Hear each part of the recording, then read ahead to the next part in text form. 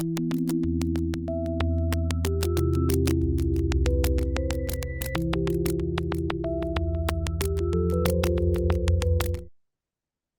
a todos y bienvenidos a este webinar enfocado en lo más destacado del 63º Congreso de la ERA. Para quienes no me conocen, soy Íñigo Yáñez, soy nefrólogo en el Hospital Universitario de Cruces en Baracaldo y tengo la suerte de moderar la sesión de hoy. Esta sesión de la ERA, bueno, pues ha sido la primera que asisto presencialmente y la verdad es que es una pasada de congreso, muy recomendable. Pero bueno, que si tuviese que poner una pega sería que es un congreso bastante abrumador, muchas salas paralelas, simposios simultáneos y bueno, pues muchas ponencias al mismo tiempo. Y bueno, pues era un poco materialmente imposible estar en todos los sitios al mismo tiempo y bueno, pues acababas con la sensación de estar perdido un montón de cosas. Por eso creo que encuentros como el de hoy son una oportunidad tan enriquecedora y nos ofrecen una visión, pues bueno, más holística de las novedades de nuestra especialidad. Y sobre todo, bueno, pues una excelente oportunidad para todos aquellos compañeros que no hayan podido viajar a Glasgow. El objetivo fundamental de hoy es ofrecer un resumen, bueno, pues rápido, directo, riguroso, bueno, de los hitos clave de este año y, bueno, pues así llevar la información más lejos y hacerla más accesible a toda la comunidad, bueno, democratizarla un poco, ¿no? Y bueno, webinars como este nos surgen de la nada. Me gustaría y nos gustaría expresar nuestro agradecimiento a la SEN, a la Asociación Española de Nefrología y a la Hobson, que bueno, pues apuesta por los nefrólogos del futuro, hace que tengamos, bueno, pues espacios como este. Y asimismo agradecer a los patrocinadores del evento, tanto a Estada, CSL Vifor y a Novo Nordisk, que bueno, pues cuyo apoyo hace que webinars como este sean posibles. Y os recuerdo un poco la dinámica de la tarde. Tenemos 4 bloques temáticos que serán glomerulonefritis y sistémicas, enfermedad renal crónica e inflamación, hemodiálisis y diálisis peritoneal y por último el trasplante. Al final de las 4 ponencias, pues abriremos un espacio de unos 20 minutos de debate para hacer un poco sesión conjunta. A lo largo de la tarde se pueden ir dejando dudas y preguntas en el chat de la plataforma. Ahí a la derecha tenéis un gadget que es de preguntas y yo pues las iré recopilando al final y les iré planteando a los expertos al final. Pero por favor, animo a participar sin ningún tipo de miedo. Y bueno, pues sin más dilación, damos paso a nuestro primer bloque y empezamos fuerte con enfermedades glomerulares y sistémicas, que bueno, pues estamos viviendo una revolución en su manejo, con muchas terapias nuevas, con potencial para cambiar drásticamente pronósticos. Y nada, para desgranar los ensayos y las novedades más importantes, tenemos al doctor Marc Patricio Liébana del Hospital Universitari Vall d'Hebron de Barcelona. Y nada, Marc, cuando quieras, la pantalla es tuya. Pues nada, buenas tardes. Como ha dicho el compañero, revisaremos lo más destacado en patología glomerular y sistémica de lo que se compartió, de lo que se publicó en Glasgow. Y bueno, aquí los principales trials que vamos a revisar, algunos de forma un poco más ágil por el tema del tiempo. Comenzamos con el trial en el que se evalúa obinutuzumab contra tacrolimus en pacientes con membranosa primaria. Son los resultados del Majesty Trial, dirigido por Fernando Fervenza de la Clínica Mayo. Bueno, es un estudio en fase 3 en el que se compara, como digo, vinotuzumab, que es un anti-CD20 de tipo 2 versus tacrolimus, un inhibidor de calcineurin conocido por todos.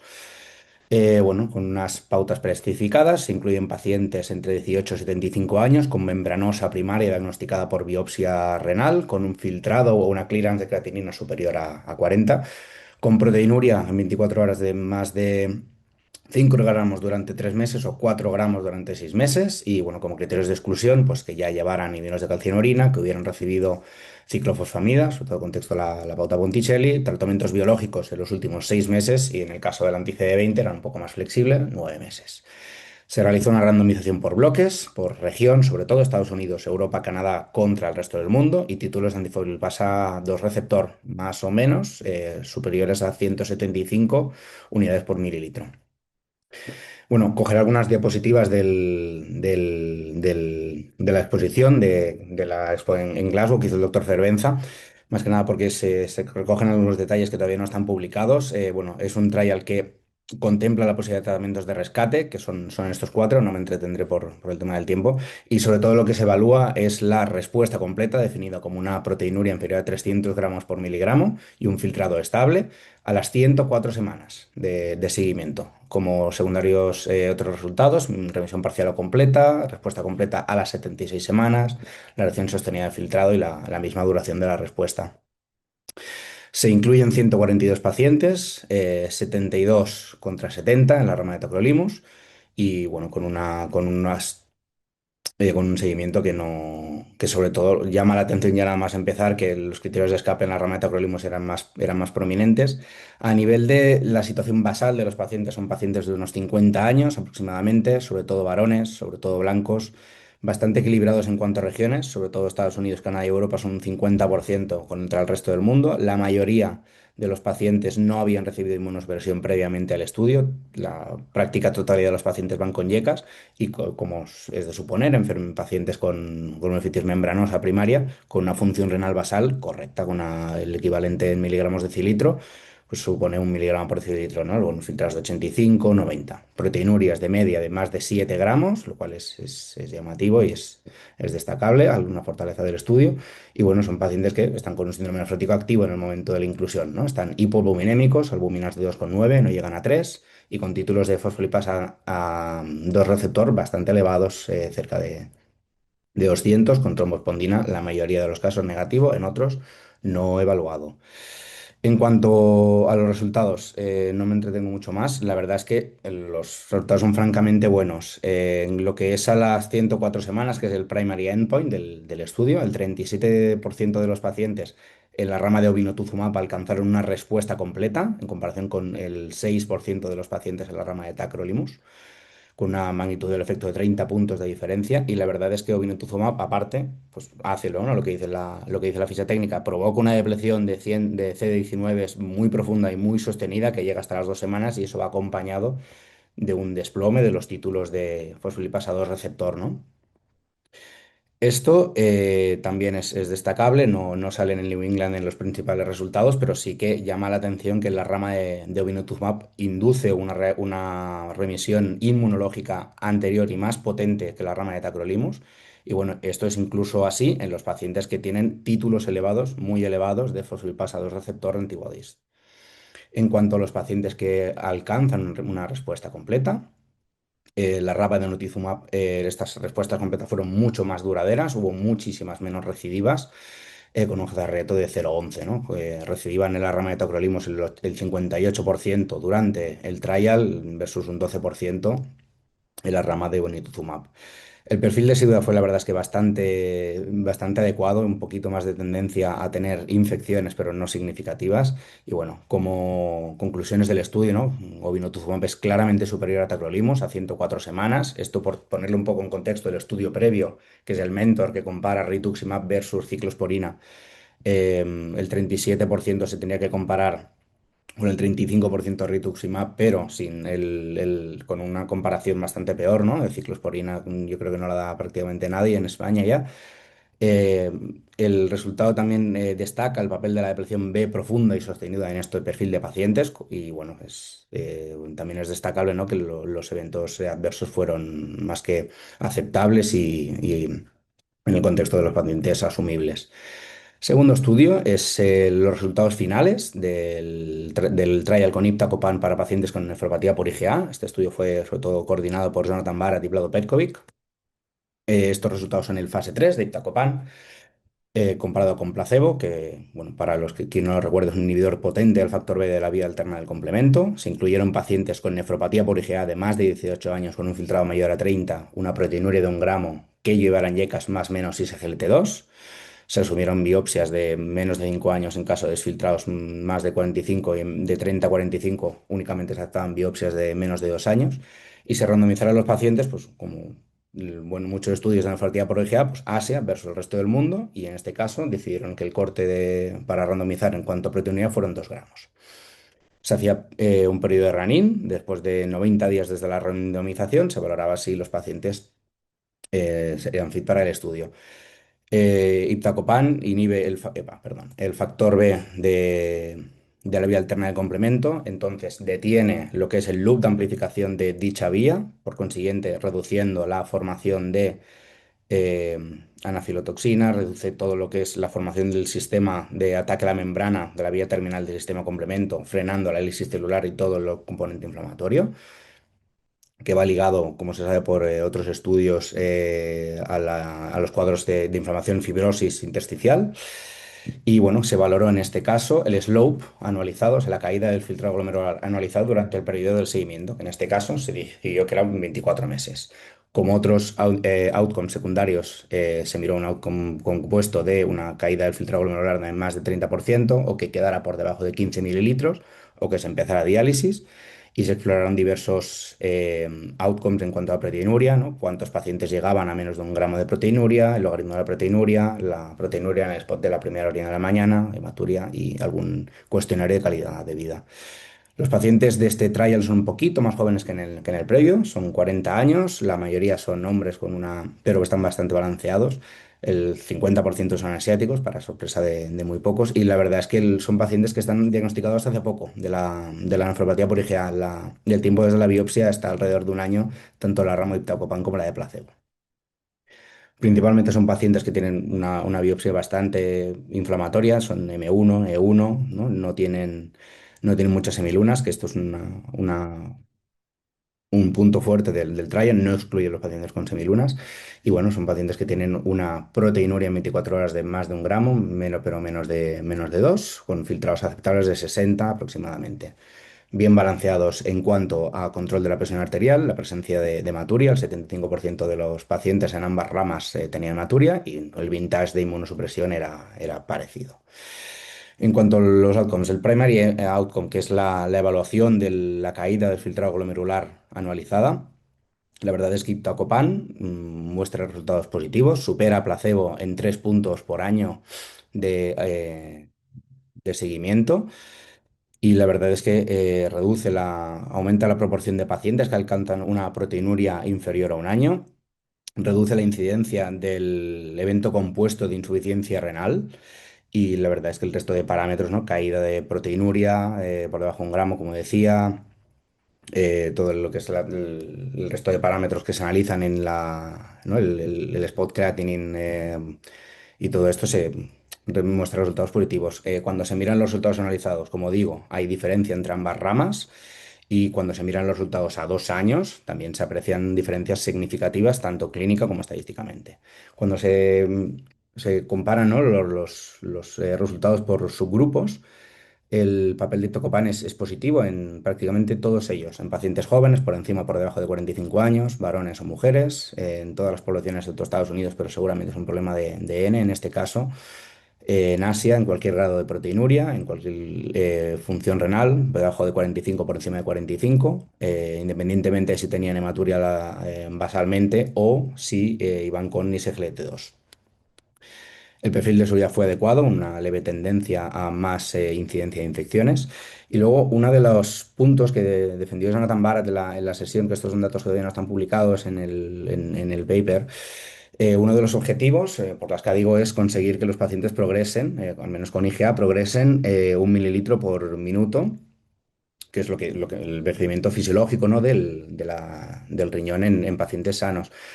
Cuando se analizan los pacientes que tienen una caída del filtrado parecida de 1,5, se ve que sobre todo son mujeres, ¿no? Los hombres tenemos más progresión de enfermedad renal, son pacientes con menos proteinuria y que evidentemente habitualmente no son tratados con ISGLT2, ¿no? En cuanto al tiempo de la biopsia no hay muchas diferencias y bueno, sí que pacientes que no habían recibido inmunosupresión previa, o sea que hacía menos tiempo incluso que se habían incluido, estos parece que tienen una mejor respuesta a iptacopan. Entonces, como consecuencia, se puede extraer de este estudio que iptacopan reduce la pérdida de filtrado glomerular en 3 mililitros por minuto y año en pacientes con nefropatía por IgA. El efecto antiproteinúrico inicial de los primeros resultados en 9 meses sí que parece que se traduce en cambios en la evolución de la enfermedad. Hay una reducción significativa del evento renal compuesto, como decíamos, y con un perfil de seguridad aceptable, que no lo podemos pedir más. Luego, atrasentan el estudio Align. En este caso se evalúan los resultados finales a 2 años y medio del estudio dirigido por Guido Hespring y Jonathan Barat, que lo que analizan, bueno, son en fase 3, analizan el papel de trasentan, que es un inhibidor de receptor alfa de la endotelina, versus placebo, en pacientes con nefropatía por IgA. En este caso se incluyen pacientes de 18 años con nefropatía por IgA diagnosticada, con filtrados por encima de 30, proteinurias de más de 1 gramo y ECAs estables por 2 semanas. Entonces son nefropatías por IgA de alto riesgo de progresión. Como criterios de exclusión, otras glomerulopatías y en este caso, y diagnóstico previo de insuficiencia cardíaca o un BNP en la analítica de cribado de más de 200.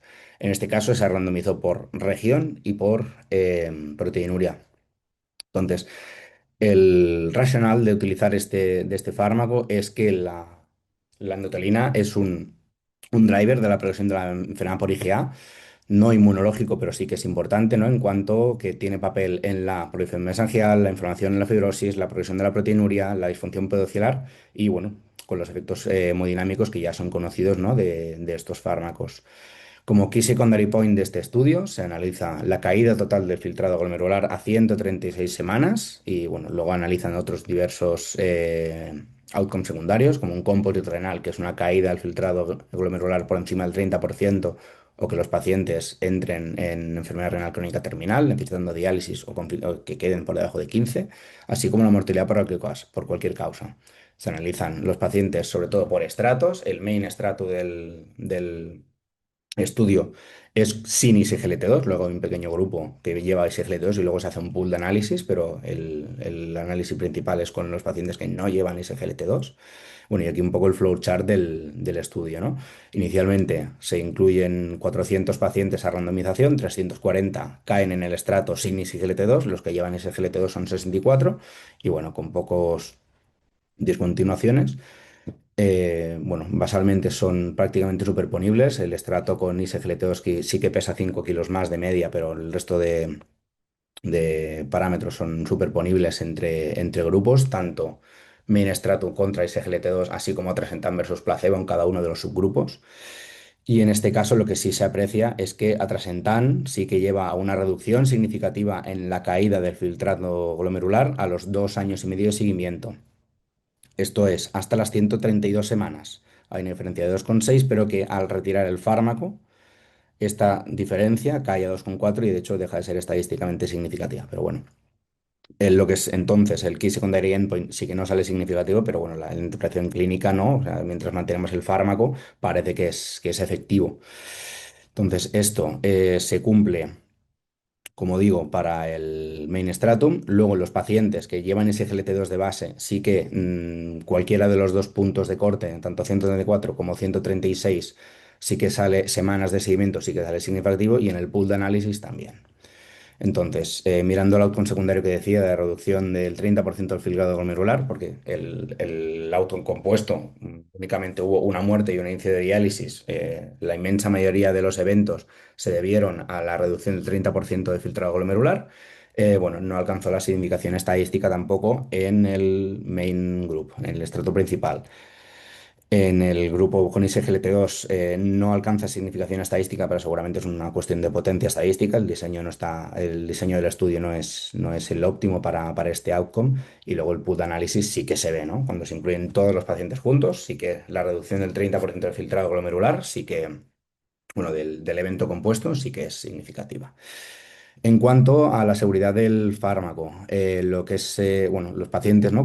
Que no llevan isglt sí que tienen más tendencia a hacer edema periférico y hiperpotasemia, que esto ya es algo conocido. Y luego los pacientes con isglt sí que hacen menos anemia, que esto también es algo conocido. Lo que es llamativo que, evidentemente, ¿no? Un inhibidor de la andotenina alfa, pues provoca, ¿no? Tiene relación con cuadros de congestión, de vasodilatación y de retención hídrica, pero esto se mitiga, como se puede ver en el estrato de ISGLT2 con la administración de los mismos. Entonces, en cuanto a la reducción de la proteinuria, también es significativa desde el inicio del fármaco. A las 6 semanas este efecto ya se ve y es un efecto que además es reversible. Cuando retiramos el fármaco, esto se pierde. Deja de haber diferencias entre grupos.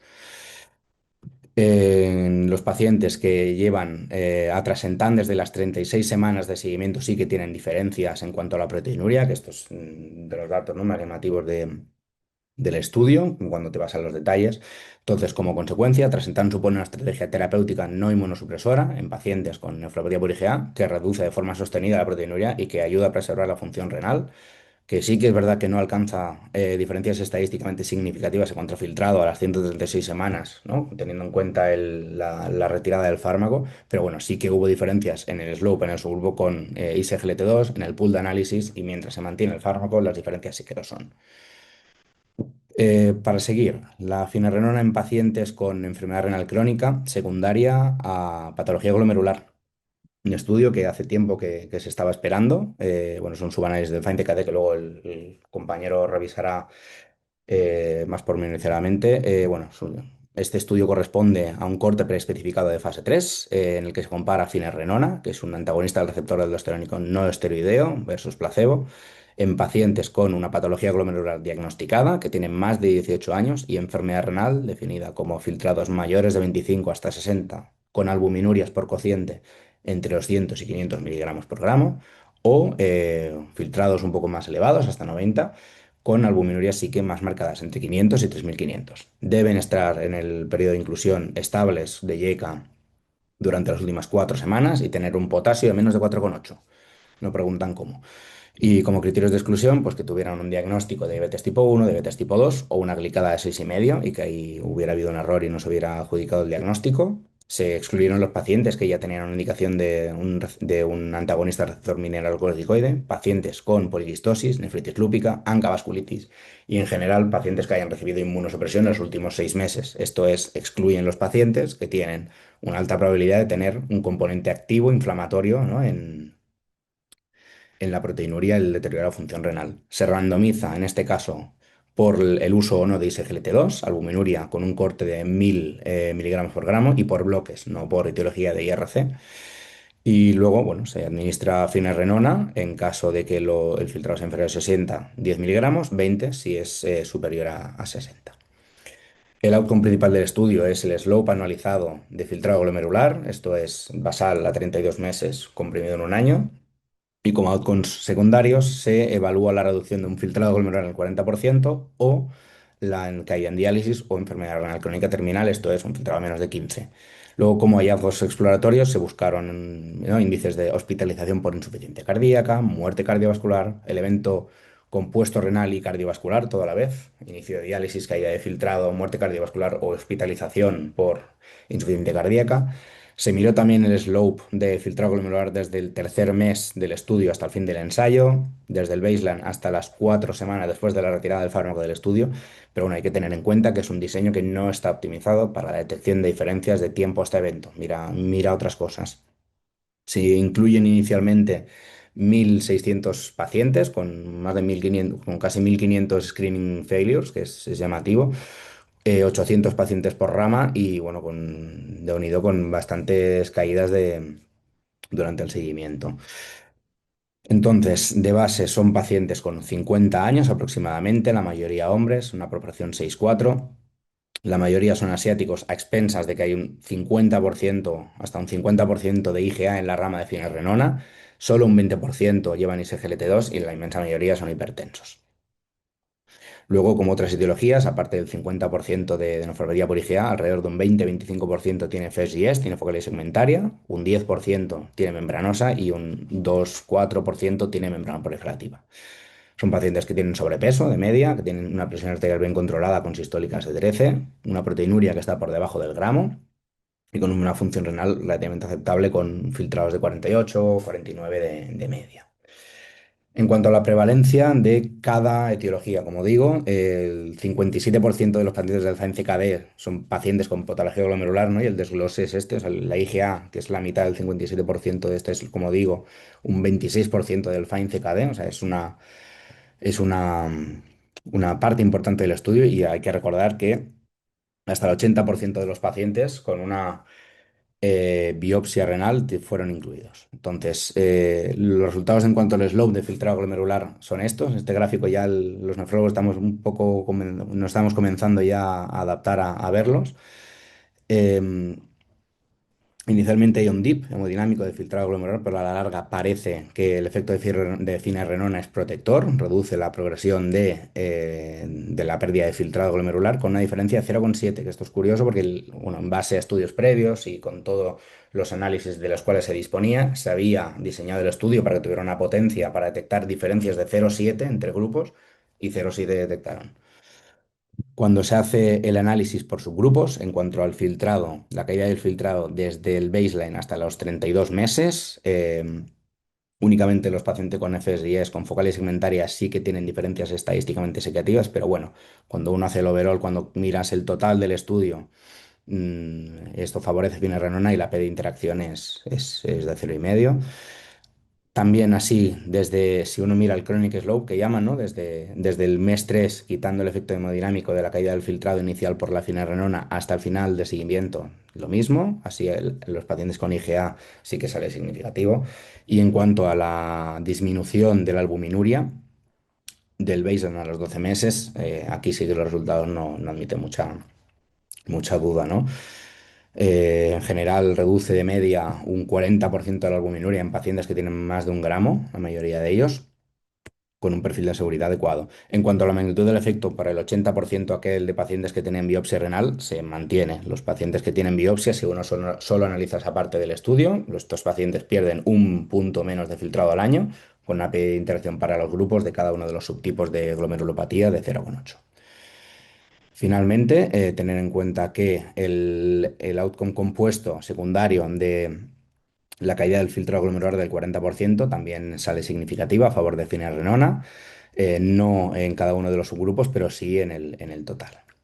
Como consecuencia, finarrenona muestra un beneficio renal en pacientes con IRC no diabética, etiología glomerular, como digo, el 60% de los pacientes del FINE-CKD, con un efecto que es verdad que es modesto, es un punto, pero bueno, es consistente.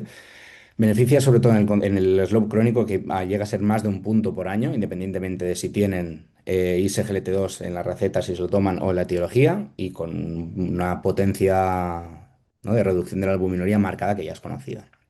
Con un perfil de seguridad que es adecuado, hubo pocas hiperpotasemias, menos de un 10%, y de estas, solo el 8 o 9% requirieron de alguna intervención que requiriera un ingreso o algo así. Seguimos. El Turing. Este estudio en lo que se analiza es el papel de rituximab en pacientes con síndrome nefrótico secundario a cambios mínimos o faglia segmentaria. Entonces, es un fase 3 multicéntrico que se condujo en 23 centros en Reino Unido, en el que se compara rituximab contra placebo en un ratio 1:1. Se incluyen pacientes de más de 16 años que estén nefróticos activamente en el screening con albúmina sérica de menos 3,5 y una proteinuria que esto es de más de 3 gramos por cociente y que sea secundario a cambios mínimos o focales segmentaria en pacientes de nuevo o en recidiva, pero que tienen que estar incluidos en el estudio RADAR, en el registro inglés. Como causas de exclusión del estudio, las focales segmentarias secundarias, esto es obesidad, malignidad, genéticas, o en pacientes que tuvieran antecedentes familiares, a no ser que hubieran respondido estos a corticoides, se excluyeron pacientes también que tuvieran infecciones activas, un virus B, hepatitis C, VIH o una infección activa en el momento del screening, por supuesto, y el embarazo. Entonces, como resultados, bueno, hay que tener en cuenta que lo que es los cambios mínimos basales, perdón, al final por cambios mínimos o la focal segmentaria primaria, el hecho de tener una respuesta marca pronóstico en estos pacientes. Los pacientes, sobre todo con focal segmentaria, que responden mal, tienen un pronóstico ominoso, acaban en diálisis, de hecho, trasplantados incluso reciban, esto ya es conocido. Y una vez que les mejoras el cuadro proteinuria, si los tratas, ¿no?, y responden, tienes una respuesta completa, sobre todo, la supervivencia renal es excelente en largo plazo, pero lo complicado es conseguirla, ¿no? Entonces, en este setting lo que se consigue, o sea, lo que se busca es evaluar el tiempo desde la remisión parcial o completa hasta la recidiva con este estudio.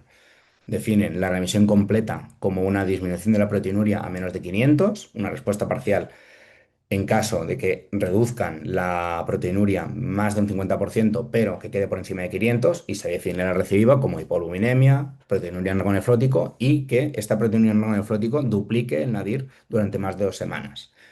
Luego, como análisis secundario, sí que miran costes, miran el porcentaje de remisión parcial o completa, miran la preservación de función renal y se explora la seguridad. Y hay algún análisis exploratorio que todavía no está publicado, que es la relación, la seguridad sobre todo, de rituximab y en pacientes más añosos. Inicialmente, bueno, esto es el protocolo que está publicado en el BMC Nephrology. El diseño del estudio es coger estos pacientes, mirarlos, darles 16 semanas de corticoides más el tratamiento del estudio, placebo o rituximab. Entonces se administran 3 dosis, que esto miran si hacen una remisión del síndrome nefrótico, y una vez que alcanzan la remisión, se miran los que no llegan a remisión, no se incluyen en el análisis. Entonces, como digo, prednisolona se inicia 1 mg/kg, máximo 60, hasta remisión, y se hace un tapering en 2 esquemas. Uno es el estándar, el que dice las guías que digo, y otro un poquito más reducido. Entonces, rituximab se administra en la primera semana, en las 4 primeras semanas post inicio de corticoides, luego a los 15 días y luego a las 26 semanas si los pacientes persisten en remisión. Hay que destacar también que en caso de que los pacientes recaigan, estén en la rama de placebo, son elegibles para el Open Label, que esto luego lo analizan. Y bueno, hay una pauta que en caso de que los pacientes lleven inhibidor de calcineurina, dicen cómo reducirlos en 3 meses. Entonces, se incluyen 71 pacientes en rama placebo y 74 en la rama de rituximab, una edad media de 53 años, el 60% son varones, el 80% son caucásicos. 2 tercios de los pacientes son recidivas y 1 tercio de los mismos son de novo y sobre todo son enfermedades por cambios mínimos. Con la pauta inicial de corticoides más menos rituximab, se alcanza un 82% de remisión a las 16 semanas de cualquier tipo, completa o parcial, sin diferencias entre grupos. Esto es o placebo o rituximab.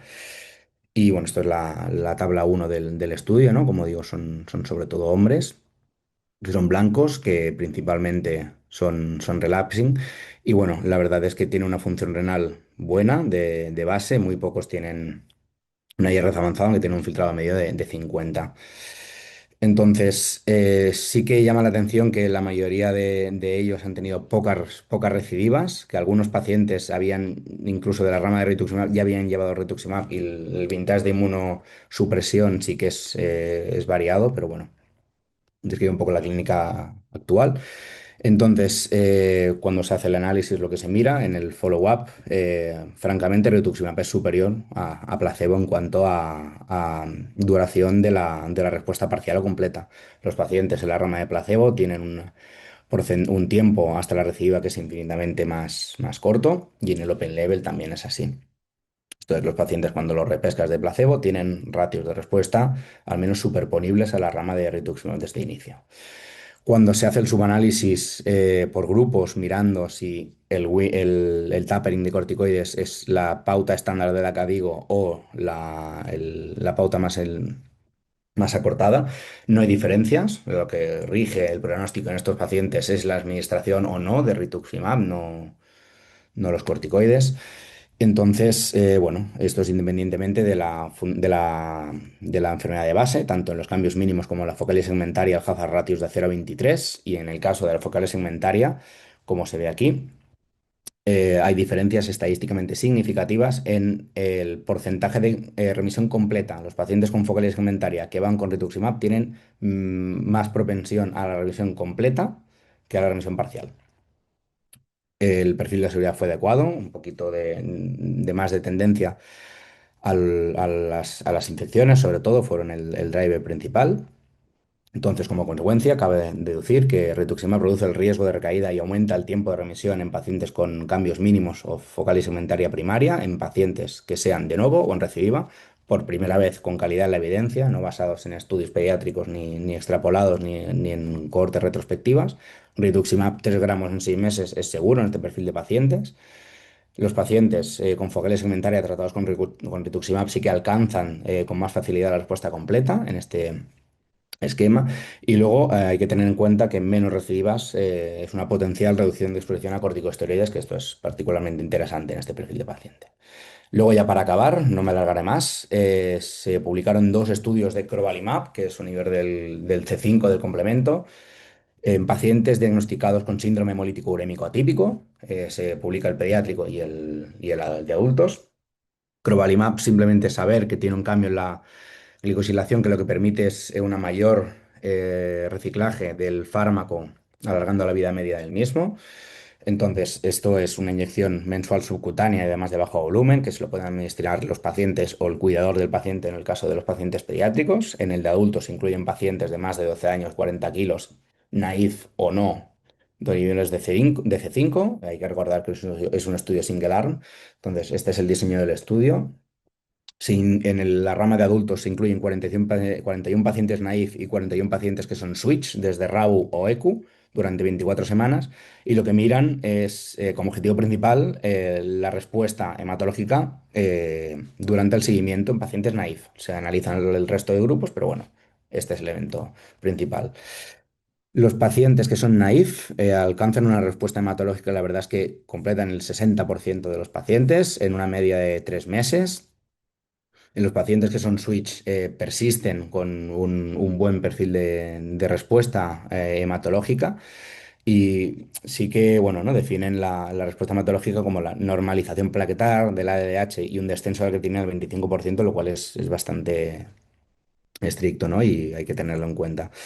Llama la atención también que esto se reproducirá también en el estudio pediátrico. La inmensa mayoría de los pacientes o prefieren crovalimab o les da igual, pero ninguno prefiere ni eculizumab y ravulizumab, seguramente por el hecho de que sea subcutáneo, ¿no? Y con un perfil, y la verdad es que tiene un perfil de seguridad bastante bueno. En la rama de adultos sí que hubo 3 éxitos, pero no tienen nada que ver con el fármaco. Uno fue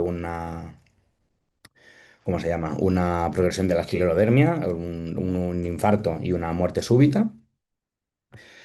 Y bueno, la verdad es que los pacientes de media tienen 36 años en la rama de adultos. En el caso de los naif, el 50% requieren diálisis y responden rápido, como digo. Y es llamativo que los pacientes de entrada en la rama de naif, en el baseline, todos necesitan diálisis, y al final de seguimiento, a las 25 semanas, ninguno está en diálisis, y de los que no están en diálisis, solo uno progresa. Esto es, los pacientes los sacamos de diálisis y cuando no necesitan de baseline no progresan, que esto es interesante. Y luego, bueno, con niveles del fármaco por encima del límite de seguridad, que provoca que realmente con estudios funcionales, esto es el CH50 y los niveles de C5 libres en suero, pues hay una abolición, ¿no? Marcada y potente del sistema de complemento. Esto fue con un perfil de seguridad, como digo, adecuado, y únicamente a destacar que sí que se produjeron algunas reacciones de hipersensibilidad, que esto es por la naturaleza del fármaco. Crovalimab se une a un epítopo distinto de eculizumab y de ravulizumab, por consiguiente se pueden formar inmunocomplejos que son eculizumab, ravulizumab más C5 más crovalimab, entonces provoca una reacción de hipersensibilidad tipo 3, pero bueno, en todos los casos a las 2 semanas estaba resuelto y no tenía más relevancia. El estudio pediátrico tiene unos resultados que son prácticamente superponibles, con una cohorte que no tiene nada destacable. La respuesta hematológica tiene la misma cinética. Son pacientes que responden antes de los 3 meses con normalización de los parámetros de hemólisis y de la función renal. Los pacientes que de entrada necesitan diálisis, todos se sacan de diálisis, y de los que no necesitan diálisis a la entrada, a las 25 semanas, todos quedan fuera de diálisis, con un perfil de seguridad adecuado. Y bueno, también, ¿no? Controlando de forma adecuada el sistema de complemento, inhibiéndolo de forma efectiva. Como consecuencia, crovalimab es una alternativa plausible en microangiopatía trombótica media por complemento y preferida por pacientes y cuidadores, sobre todo por motivos logísticos, cabe pensar, tanto paciente adulto y pediátrico. Es capaz de inducir y mantener respuesta hematológica y renal en este perfil de pacientes a las 25 semanas. Lo único malo, que es verdad que no hay evidencia head-to-head de crovalimab versus los inhibidores clásicos, pero bueno, esto ya lo miraremos más adelante. Como mensajes finales, las glomerulofritis entran definitivamente en la era de los tratamientos dirigidos, tanto inmunológicos como no inmunológicos, ¿no? En el caso de los CD20 son los inhibidores del factor B del complemento. Hay algunos cambios que ya se están aposentando en los ensayos clínicos en nefrología, como la caída del filtrado glomerular, aparte de los eventos renales duros y los compuestos. Hay innovación también en cuanto al cómo, ¿no? Puede ser cambiando de diana terapéutica o no, puede ser con misma diana terapéutica en el caso del CONMUT, con distintas aproximaciones, con cambios en la posología, con cambios en la vía de administración o generando evidencia clínica de calidad, como es el caso del Turing. Y ahora, ¿no? Bendito problema, ¿cómo seleccionamos a los pacientes para cada nueva terapia dirigida? ¿En qué orden las iniciamos y durante cuánto tiempo? ¿No? Que esto esperemos que sean las siguientes preguntas que se contesten en los próximos años en la era. Muchas gracias. Muchísimas gracias, Marc. De verdad que una presentación excelente. Y recuerdo a los asistentes que pueden dejar las preguntas en el chat de la plataforma para el bloque final. Y nada, pasamos ahora al segundo bloque centrado en enfermedad renal crónica y el papel crítico que juega la inflamación en la progresión, tanto sistémica como del riesgo cardiovascular. Y para hablarnos de todas estas novedades que se han presentado en la era, pues doy la palabra al doctor Francisco Valgamado del Hospital Universitario Dr. Negrín de Las Palmas de Gran Canaria. Y nada, Francisco, adelante. Buenas tardes, muchas gracias a los organizadores de este simposio.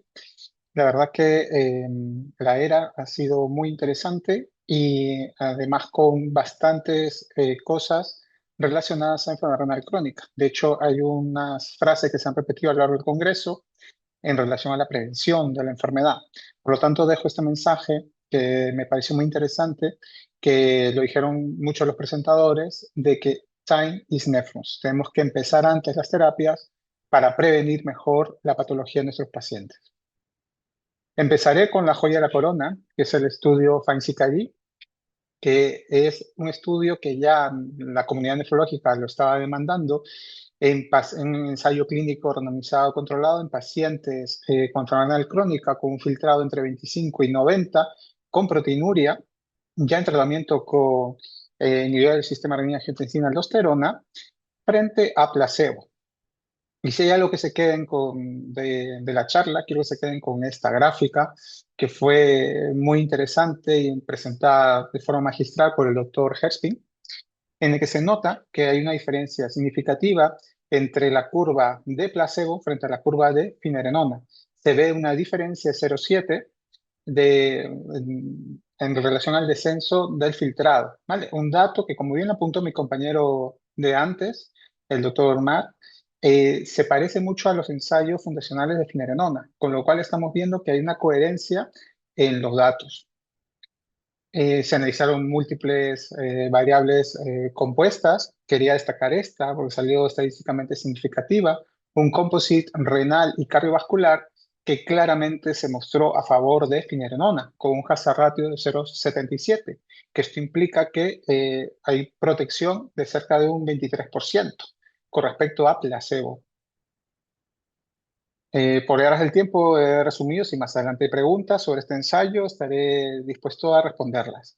Seguimos. También en esa sesión se presentó el análisis Infinity, que no es otra cosa sino un análisis pooleado, que significa que tomaron la base de datos de Fidelio, Figaro y FIND-CKD y la mezclaron, como si estuvieran haciendo una cocinilla. Por este dato es diferente a un metaanálisis, porque el metaanálisis analiza resúmenes, datos aislados. En cambio, aquí estamos hablando de datos de base de datos, valga la redundancia.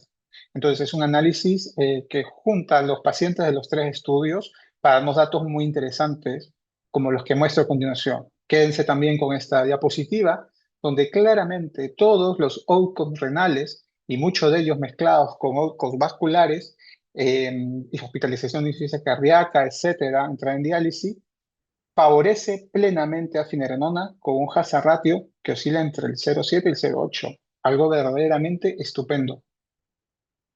Entonces, como esta diapositiva, a modo de conclusión, finerenona está demostrando en los últimos estudios una reducción progresiva de la enfermedad renal crónica, ampliando su indicación gracias al FIND-CKD a enfermedad no diabética, que eso es muy interesante y algo que probablemente tenga que hacer cambiar nuestras guías. Hay reducción de los MACE y de eventos de hospitalización por insuficiencia cardíaca, lo cual confirma el beneficio renal y cardiovascular más allá de, como digo, la enfermedad renal diabética. Y esto, lógicamente, consolida a finerenona como un pilar farmacológico junto a los tratamientos ya mencionados, los RAS y los SGLT2. Quería mencionar, como mi capítulo es enfermedad renal crónica e inflamación, quería mencionar este estudio. Esta es una emulación de ensayo clínico de una base de datos del Reino Unido con más de 30.000 pacientes, en la que básicamente dividieron a los pacientes en dos grupos, todos con ISGLT2, uno de ellos con GLP-1 y el otro de ellos con DPP-4. Y no sorprende, la verdad, a los que conocemos del ensayo FLOW, de que el grupo de ISGLT2 con GLP-1 tuvo mejores resultados que el otro en relación al outcome compuesto, que fue un outcome renal y de descenso o llegada a enfermedad renal crónica terminal. Un efecto protector con estos datos impresionantes de 0,73 de hazard ratio. Con lo cual estamos hablando que esta combinación en ese estudio de más de 30.000 pacientes de una base de datos de atención primaria reduce un 27% el riesgo renal compuesto.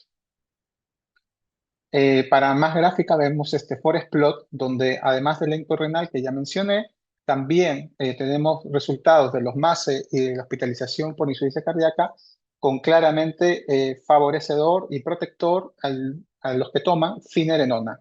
Mientras que los efectos secundarios, tipo pancreatitis, retinopatía diabética o fractura, estuvieron distribuidos en los dos grupos.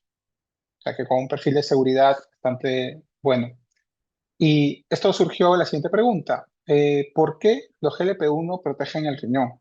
Ya algunos datos fueron presentados en la pasada Kidney Week, pero aquí también se presentó un estudio post-hoc del ensayo Remodel, que esperamos con ansiedad que salga próximamente, y que básicamente quiero que fijen su atención en las dos gráficas de arriba a la derecha, compara el tiempo en el que mejora la hemodinamia renal en términos de índice de resistencia de la arteria renal con el cambio en la grasa perirrenal. Como vemos en la gráfica de la derecha, el cambio en la grasa renal es bastante lento y progresivo, mientras que el cambio hemodinámico se da en las pocas 4 semanas iniciales, con lo cual estamos hablando que la mejoría de hemodinámica en los pacientes que toman GLP-1 muy probablemente están netamente ligados a aspectos microvasculares y no necesariamente al efecto de disminución de la grasa. Más aún, para, digamos, confirmarlo, no hay correlación entre la hemodinamia renal y la tensión arterial sistémica, con lo cual esto enfatiza que se trata de un mecanismo interrenal y microvascular independiente de efectos sistémicos. Y un poco para recordar que este estudio está basado en resonancia magnética especial, con una técnica especial que mide la oxigenación de la sangre, con lo cual estamos hablando que los pacientes que toman semaglutide están aumentando la perfusión renal global. Y estos datos mecanicísticos fisiopatológicos son coherentes con la reducción de eventos visto en el ensayo FLOW. No podía dejar de mencionar la aldosterona, que a lo largo de la era se han presentado múltiples fármacos que antagonizan esta molécula. Recordemos que la aldosterona tiene un papel metabólico, hemodinámico y favorecedor de la inflamación y de la fibrosis, con lo cual es un target bastante adecuado para prevenir enfermedad renal crónica. De hecho, lo que voy a mencionar ahora se trata de inhibidores de la aldosterona sintasa, que muchos ya nos están empezando a sonar. En esta gráfica, que lo trajo la doctora Tuttle en su conferencia, quisiera que fijen la atención en la gráfica de la superior derecha, donde se analiza el efecto de vicadrostat, un inhibidor de la aldosterona sintasa, asociado o no a empaglifosina. Vemos en la gráfica de la derecha de que vicadrostat solo ya produce un descenso mayor del 30% de la proteinuria en un 50% de los pacientes. Y este efecto asociado a un ISGLT2 como la empaglifosina aumenta. Entonces estamos hablando de que este fármaco también nos ayuda a mejorar aspectos de protección renal como disminución de la proteinuria. Más aún, hay estudios ya de fase 2 con otros fármacos como lorundrostat, por ejemplo, asociado a la dapaglifosina, con un efecto disminuidor de la proteinuria similar al estudio previo, con lo cual estamos ya posiblemente hablando de un efecto de grupo. Y más aún, en este estudio vemos que Baxdrostat, en un estudio ya dirigido a enfermos con enfermedad renal crónica e hipertensión controlada, presentan una disminución de la proteinuria casi en un 60%, algo realmente espectacular y que nos abre otra línea donde atacar a la progresión de nuestros pacientes. Por lo tanto, bloquear la aldosterona en enfermedad renal crónica no es solo controlar la hipertensión arterial, que sí que es importante, pero también es apagar un agente proinflamatorio clave en la progresión de la enfermedad de nuestros pacientes. Y en este sentido, me quería fijar en este estudio en vitro de la doctora Xu, que presentó en un simposio bastante interesante, y a los que tengan acceso, que han ido a la ERA y tengan acceso virtual, no han podido ir in situ, les recomiendo que lo escuchen. Esto nos abre otra vía para atacar la enfermedad renal crónica. En este caso, la doctora Xu se focaliza en el interferón alfa tubular y su asociación con la piroptosis macrofágica. ¿Qué es esto de piroptosis? Pues simplemente es un tipo especial de necrosis celular en la que la célula, a diferencia de la apoptosis, la célula se lisa y libera citoquinas proinflamatorias que favorecen la fibrosis renal finalmente. Esto a través de una molécula que se llama la gasdermina D, que también va a favorecer este efecto. Básicamente, ellos han detectado que un aumento de la interferón alfa tubular aumenta vía la activación de la vía JAK-STAT, la producción finalmente de esta gasdermina D que va a favorecer la piroptosis. ¿Y esto de qué nos interesa a nosotros los nefrólogos? Pues que ya hay fármacos que inhiben JAK-STAT, que están en estudio en otras especialidades tipo oncología o reumatología, pero que esta unión o este efecto analizado a nivel de las células tubulares nos abre una línea para analizar estos fármacos a la luz de un posible rol en la enfermedad renal crónica. Más aún, también en una charla bastante interesante, la doctora Schaffner nos habla de inflamación en la uremia. Ella lo simplifica en dos partes, porque ya sabemos que la uremia se puede tratar con la diálisis, pero ¿qué otro tratamiento podemos dar a los pacientes además de la diálisis para tratar esta alteración? Pues habla de dos aspectos. Uno es el microbioma intestinal. Como bien sabemos, en los pacientes sin enfermedad renal crónica existe un epitelio que está íntegro y que permite o evita que se produzca la translocación bacteriana. En pacientes con uremia, esta barrera epitelial se disrupciona completamente, favoreciendo esta translocación bacteriana y el aumento de citoquinas. En este sentido, pues se ha visto que posiblemente, y cada vez saldrán más estudios, de que el tratamiento con prebióticos o simbióticos podría ser una vía de tratamiento para este aspecto de la uremia. Otro aspecto que mencionó la doctora Schaffner fue el eje riñón-músculo-corazón. En este sentido, ella cita a un estudio español del doctor Quiroga, que publicó en la NDT el año pasado, donde enfatiza la importancia que tienen las mioquinas, que no son otra cosa sino moléculas que están involucradas en el metabolismo muscular que estarían alterados en los pacientes con enfermedad renal crónica. Con lo cual, ya no deberíamos hablar solo de sarcopenia, que sí es muy importante, pero también deberíamos hablar de que nuestros pacientes, posiblemente por esta alteración en las mioquinas, tienen una menor calidad en esas fibras musculares. No solo cantidad, sino calidad. Y en este sentido, pues el tratamiento que tenemos actualmente y que también están en la guía digo, son las dietas mediterráneas, dieta basada en plantas, un aporte adecuado de las proteínas en enfermedad renal crónica G3, G5 alrededor de 0,8 gramos por kilo y el ejercicio, que todo parece perogrullo, pero se ha hecho mucho énfasis en a lo largo del Congreso la importancia de no solo el ejercicio aeróbico, que sí, que es protección cardiovascular, etcétera, etcétera, sino muy importante el ejercicio de resistencia, el ejercicio de coger tus mancuernas y hacer ejercicio, eso es muy importante para aumentar la calidad y la cantidad de tu músculo, algo protector para nuestros pacientes. Y un poquito para cerrar y un poco integrar lo que hemos dicho, Cadigo también ha actualizado sus guías, la más reciente, como bien sabemos, fue el 2024, pero ya se perfilan cambios o por los datos que hemos dado previamente. Entonces quería destacar que está claro, yo creo para todos, que los IGLT2 se deben iniciar temprano y en pacientes con tanto diabetes como sin diabetes, con proteinuria. Eso es muy importante y cuanto más antes lo demos, mejor. Un dato clave, un punto práctico que lo dice la guía a tener en cuenta. ¿Cuándo puedo añadir un GLP-1? Eso es muy importante. En la guía también se dice de que está indicado en la diabetes mellitus 2 no controlada y en los pacientes con alto riesgo cardiovascular a pesar de su tratamiento con ISGLT2. De hecho, en alguna conferencia me llamó la atención que algunos compañeros están planteando eh, añadir este fármaco en pacientes no con obesidad, sino en pacientes de sobrepeso, etcétera. Entonces hay que tenerlo en cuenta como otro posible pilar.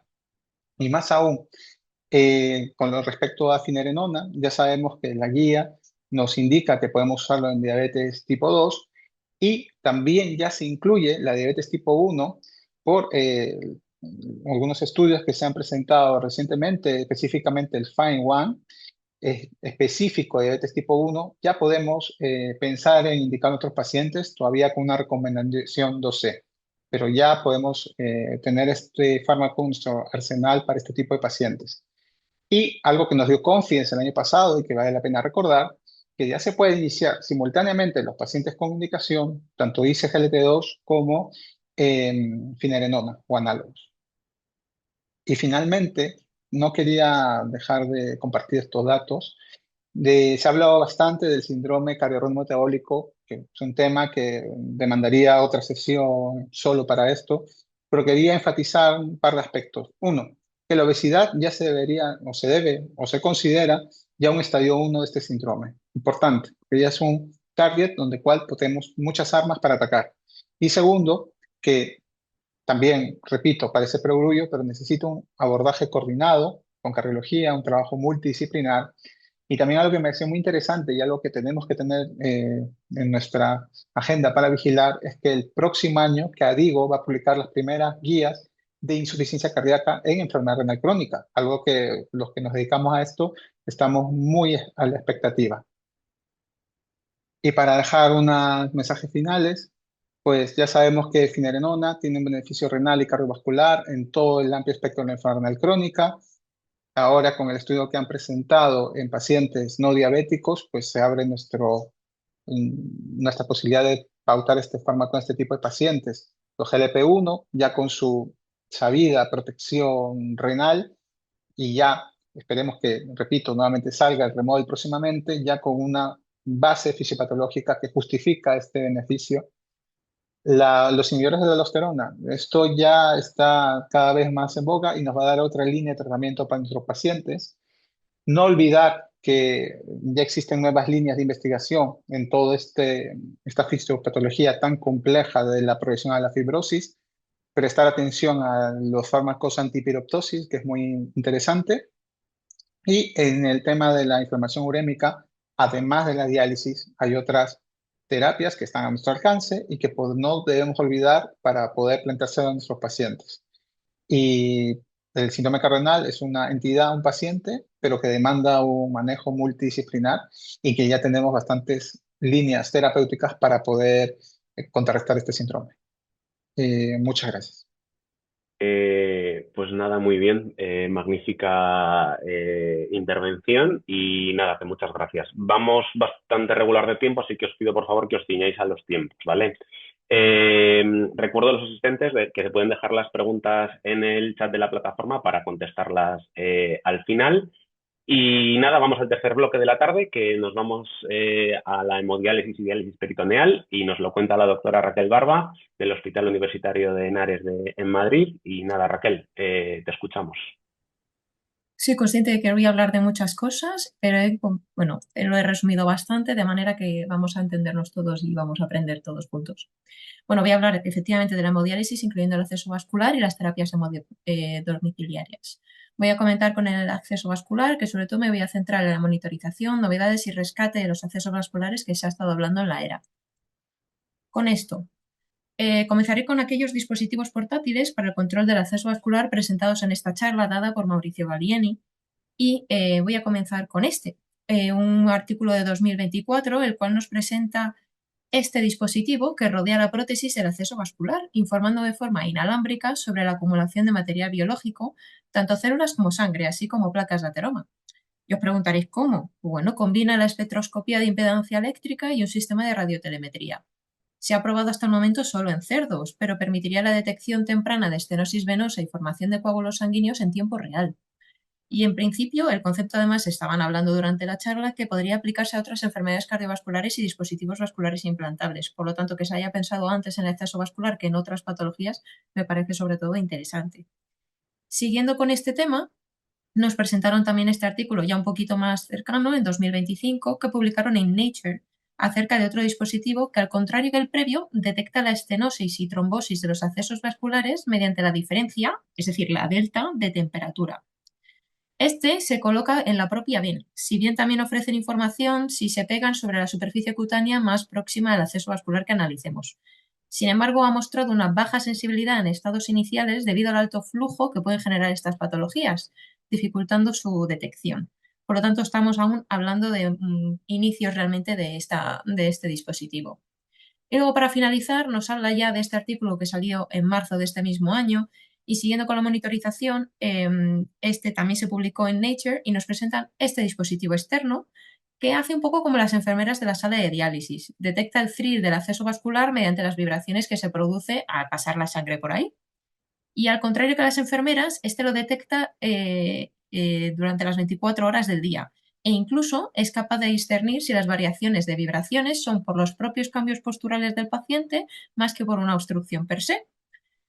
Es muy interesante además porque comentar que este dispositivo nos puede dar distintos resultados atendiendo el lugar donde peguemos el sensor en el caso de las prótesis, permitiéndonos ser un poquito más específicos a la hora de analizar el lugar exacto afectado de la fístula, sobre todo la protésica me refiero, de manera que seríamos capaces de ver si está en la zona P1, P3, P4, P6, P10 y darle un poquito más de orientación al intervencionista que pudiera ayudarnos con este paciente, ¿no?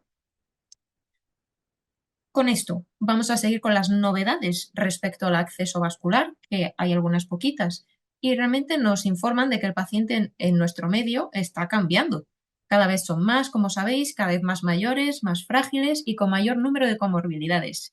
Y además conlleva peores resultados en cuanto al acceso vascular, por supuesto, así como en la mortalidad. Entonces, ¿qué novedades ha habido para intentar modificar esto? Pues bueno, yo creo que más o menos nos estamos haciendo la idea de que desde hace un par de años disponemos del VASQ, un dispositivo que funciona como un soporte mecánico en las anastomosis de las fístulas nativas.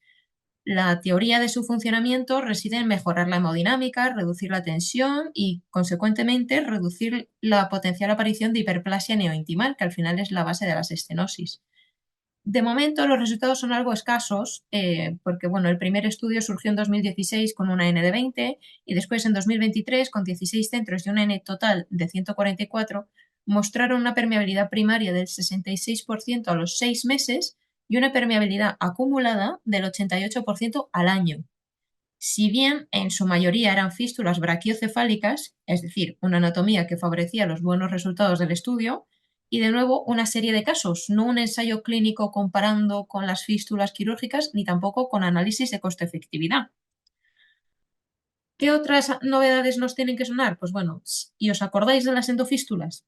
Pues bueno, aún disponemos de las dos opciones que hay para su creación, que son el Wavelink y el Ellipsis, aunque este último ya sabéis que está entrando y saliendo del mercado en los últimos tiempos. Y bueno, más incierta aún es su rentabilidad, porque bueno, si bien se postulan como una opción con menor riesgo de robo vascular e infecciones, no disponemos de resultados a largo plazo, así como hasta 3 estudios de cohortes no han mostrado diferencias en la maduración respecto a la técnica quirúrgica, que además tiene un coste menor. Por lo tanto, insistiendo en el tema del dinero, ¿son costo efectivas? Pues bueno, teniendo en cuenta que los pasos a realizar para la creación y monitorización de estas fístulas son los mismos que para una fístula realizada con cirugía convencional, es una pregunta sin respuesta, pero que la vamos a obtener a partir del año que viene con este estudio iniciado por los franceses y que asumo, nos presentarán a lo largo del congreso del año que viene.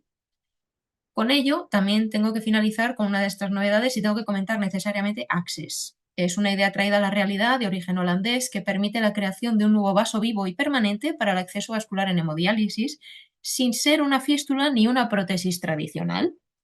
Es una estructura sintética biodegradable diseñada para ser gradualmente colonizada por las propias células del tejido del paciente, convirtiéndose en un vaso sanguíneo vivo propio, similar a una fístula arteriovenosa. Lo más novedoso, además, es que acaban de aprobar el certificado CE en base a sus buenos resultados de baja incidencia de infección, permeabilidad y bajo riesgo de sangrado.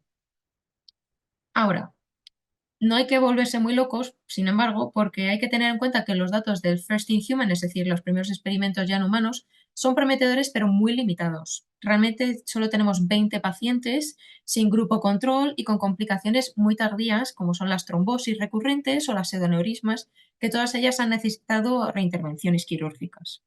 El seguimiento programado es a 5 años que se van a cumplir el año que viene y por tanto también obtendremos los resultados definitivos y os podré contar un poquito más de ello. Para finalizar con el acceso vascular, voy a hablar con la mención a los rescates o por angioplastias con balón con fármaco. Que bueno, como sabéis y como os he explicado antes, la base de las estenosis en nuestros accesos vasculares es una disregulación celular en su proliferación. Por lo tanto, en teoría, tendría sentido poner algún agente antiproliferativo para evitar reestenosis, reintervenciones y mejorar la permeabilidad de estas fístulas. Y en su mayoría, en el caso de los balones con fármaco, utilizamos el paclitaxel, que es un taxano.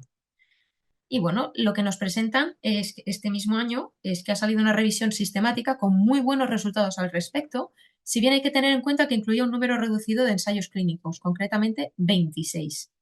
Tampoco se tiene claro qué dosis de paclitaxel llega a la lesión, hay que dejarlo claro, ni qué dispositivo usar, ni qué tipos de estenosis se ven más beneficiadas de ello, e incluso cuál sería la utilidad en estenosis de novo, es decir, aquellas que no son recurrentes. Porque hasta ahora los balones con fármacos se restringen generalmente, sobre todo por precio, a aquellas estenosis que son recurrentes. Finalizando acceso vascular, ahora sí me voy a meter de lleno en hemodiálisis y voy a hablar de alguna actualización de filtros, de la IA, por supuesto, y del MODIR y el Concordia.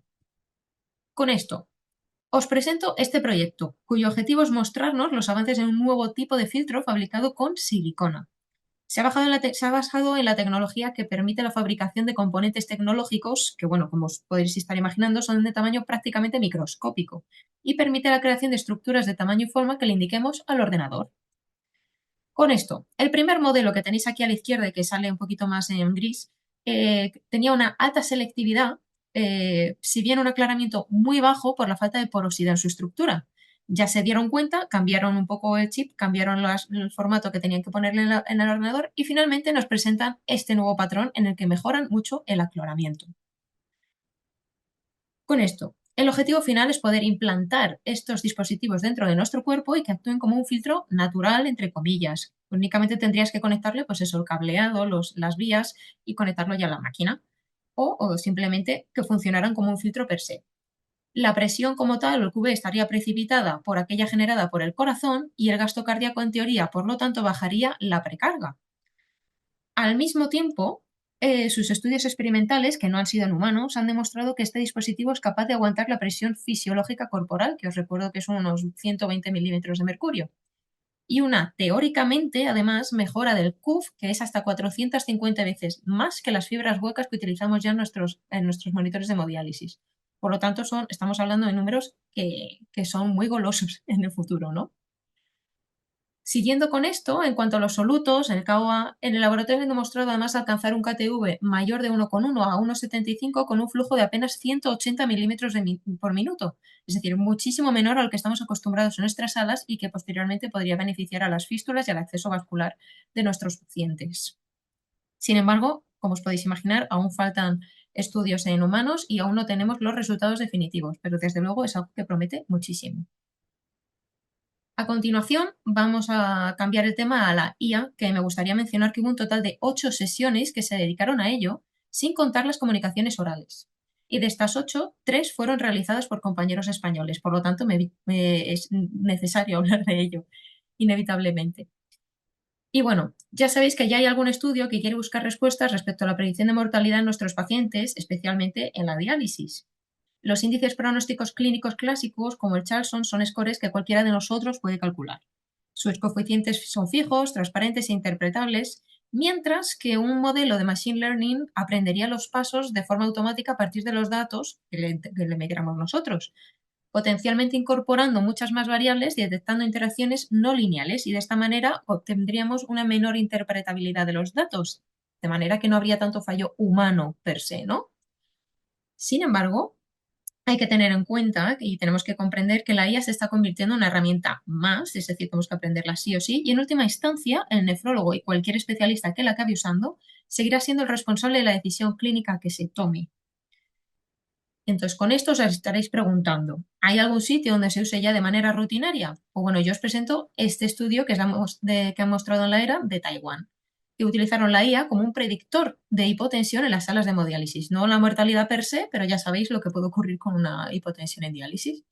¿Qué pasa con ellos? Se dieron cuenta de que los médicos se basaban en su propia experiencia individual para ajustar los parámetros de diálisis, como hacemos todos casi, y no existe un sistema de monitorización objetivo que les proporcione una asistencia.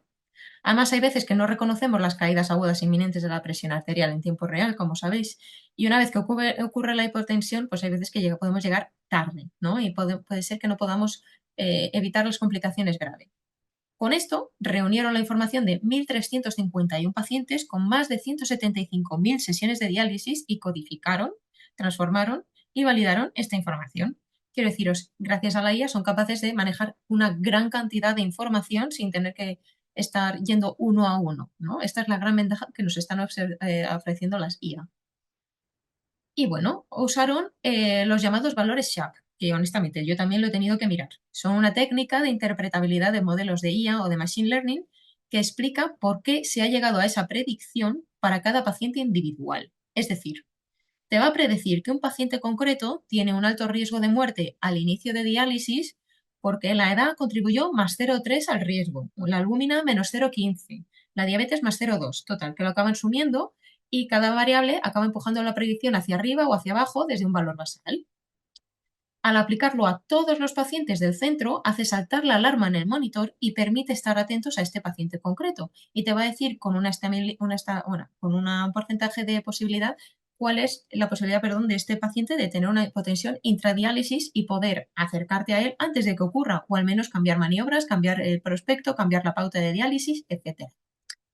Y bueno, ¿y cuántos son los resultados? Pues bueno, son prometedores, las cosas como son. Gracias a la IA sí que había una reducción del 3% de las hipotensiones intradiálisis, teniendo en cuenta toda la cantidad de datos que teníamos, es decir, un 3% de 175.000 sesiones.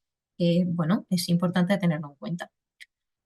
Y bueno, pasando ya de la IA, tenemos que hablar, yo creo que de los artículos estrellas realmente en la diálisis, que les tengo que presentar el estudio MADER, liderado por Patricia Sequera, que ya sabemos todos quién es, cuyo objetivo era explorar la morbilidad y la mortalidad en pacientes dializados con Teranova HDX en comparación con una hemodiafiltración online. Porque bueno, todos lo tenemos claro, la online, su supervivencia depende del volumen de la convección, concretamente si superan los 23 litros. Pero eso ya además lo sabemos porque nos lo demostraron los estudios ESOL y CONVINCE. Sin embargo, aún desconocemos si la hemodiálisis expandida, con Teranova concretamente, puede igualar a la eficacia en la HDF en línea. Con esto se trató de un ensayo clínico aleatorizado, multicéntrico, abierto, en la que se comparaba la hemodiálisis expandida contra la hemodiafiltración en línea con un ratio 1:1. Incluyó adultos en hemodiálisis de los 3 a 24 meses y un seguimiento de hasta 2 años. Con esto nos encontramos, la edad media fueron de 66 años, la mayoría, como os podéis imaginar, eran hombres, un 67%, y el tiempo medio en diálisis fue de 15 meses, con un índice de Charlson del 4, es decir, gente que más o menos son los parecidos a los que nos encontramos en nuestras salas de diálisis. Los grupos estaban bien equilibrados, los medicamentos y prescripciones de diálisis además eran similares. Y un dato importante que menciona la doctora de Sequera es que el volumen de sustitución en aquellos que fueron aleatorizados al grupo de hemodiálisis, hemodiafiltración en línea, era un volumen medio de 25,8 litros. Es decir, estamos hablando de gente que alcanzaba sin problemas todos los criterios para poder considerar que hacía una hemodiafiltración correcta. En cuanto a los resultados, los análisis laboratorios fueron en gran medida comparables, sobre todo a partir de la segunda medición, Y lo que realmente nos interesa a todos, pues bueno, el endpoint primario compuesto, es decir, la mortalidad y eventos cardiovasculares mayores, nos muestra que la curva de la expandida se mantuvo consistentemente por encima de la de online a lo largo de todo el seguimiento y un hazard ratio de 0,88, confirmándose la no inferioridad de la expandida. En cambio, para la mortalidad aislada, el resultado fue similar, con un hazard ratio de 0,85 y por tanto una tendencia numérica a favor de la expandida, pero sin alcanzar la no inferioridad formal, dado que el intervalo de confianza cruzaba el 1.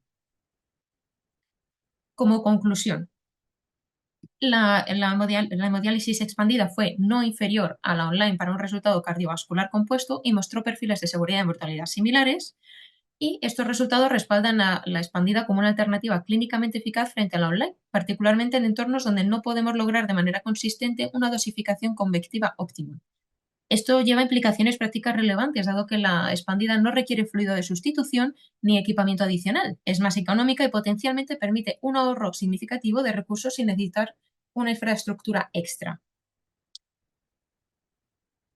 Con esto, a propósito de la expandida y del estudio MADER, también se presentó justo después el estudio Concordia.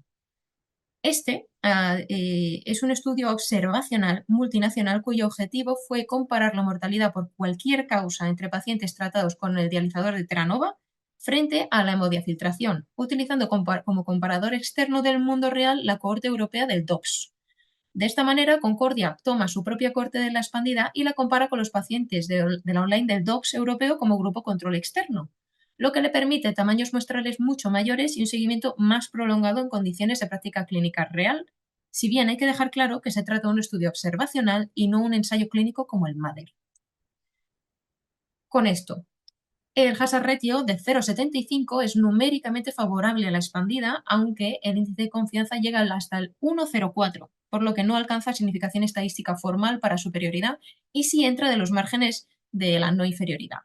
Sin embargo, estos son los resultados provisionales, ya que el estudio aún no está completo, por lo que en un futuro obtendremos una evaluación un poquito más definitiva de estas asociaciones y supongo que nos las dirán a lo largo de estos años que vienen.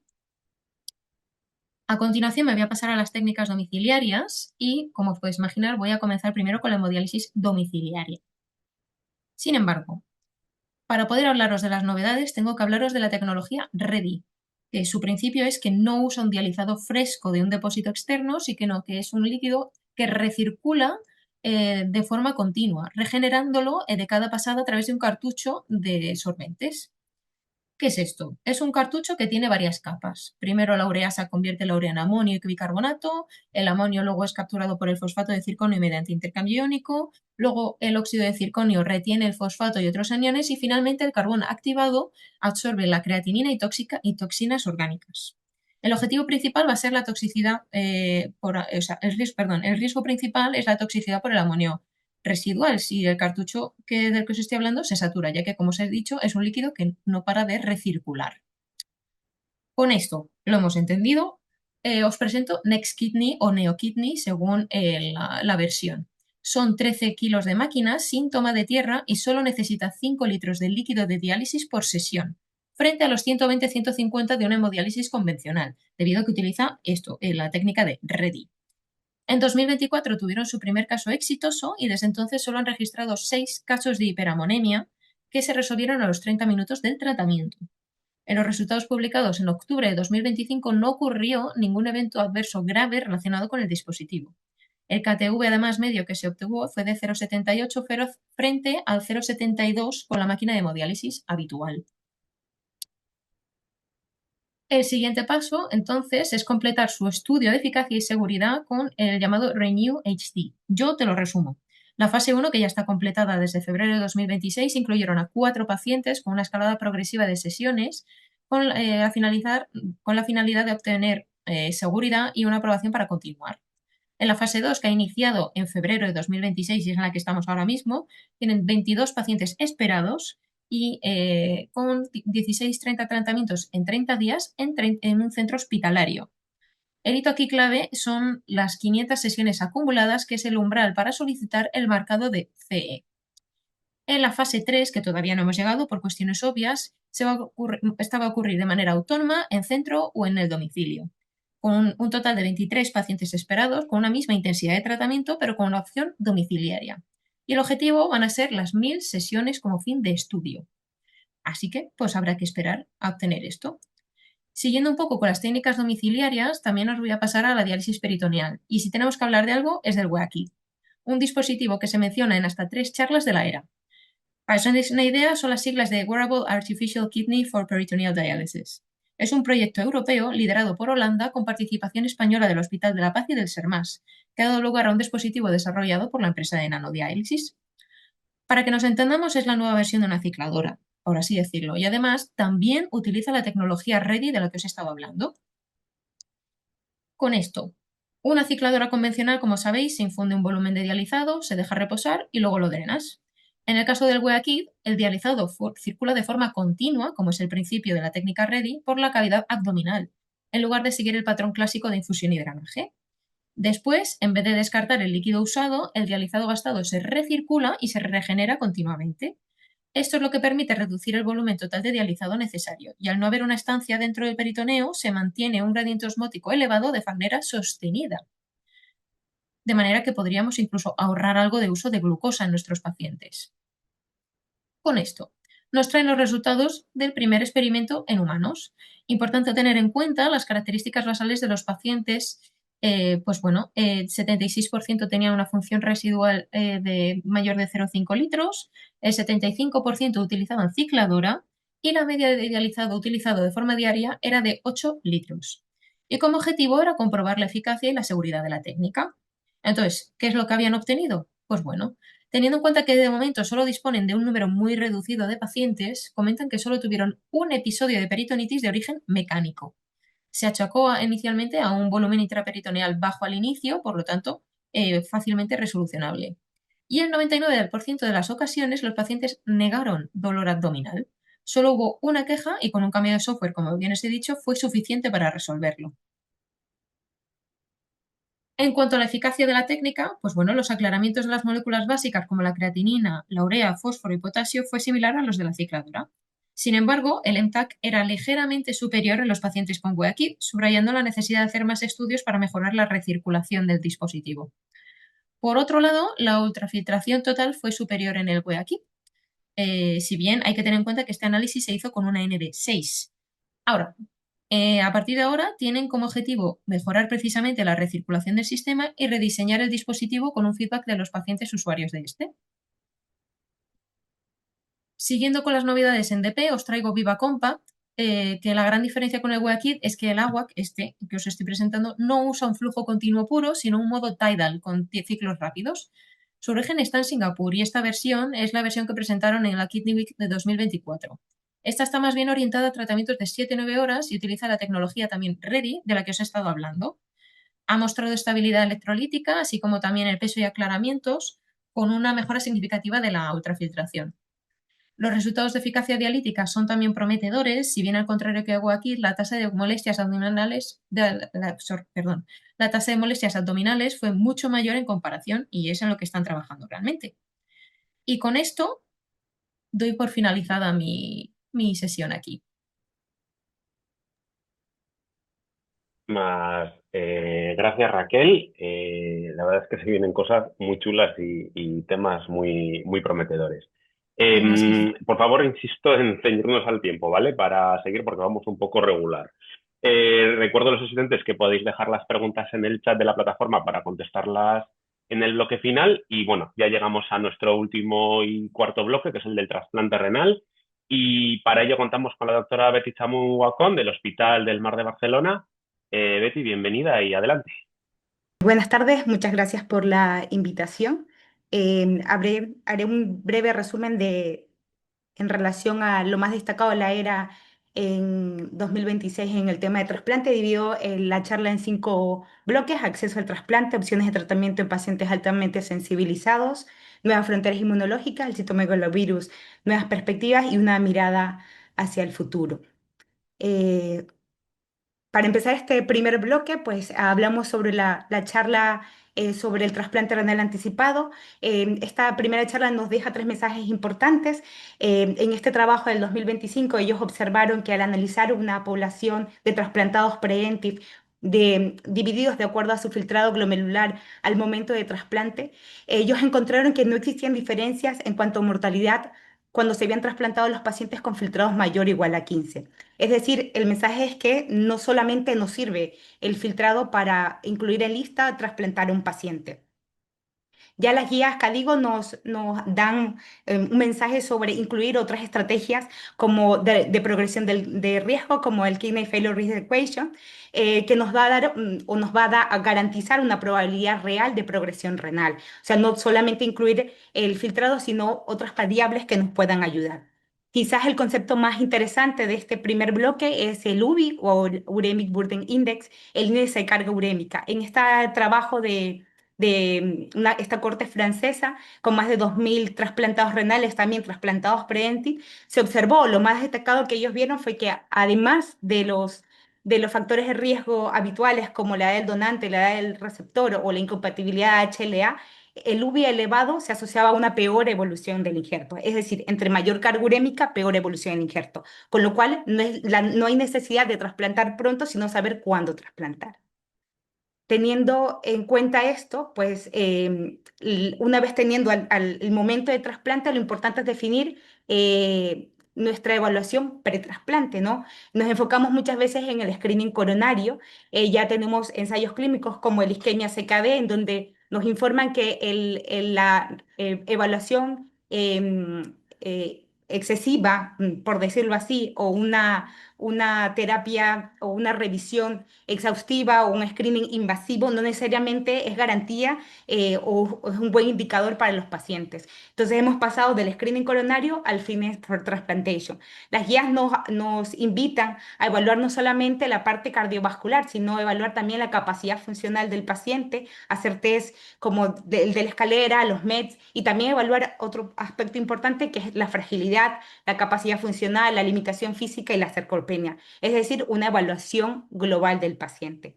Asimismo, en esta charla se abre el tema de debate que es muy controvertido sobre la necesidad o no de la evaluación en pacientes de forma periódica del screening cardiovascular en los pacientes mientras se encuentran en la lista de espera. Hay un ensayo clínico, el CARS, que ha terminado su reclutamiento en diciembre del año pasado, que probablemente nos dé un poco más de visión sobre y nos responda a esta pregunta tan importante.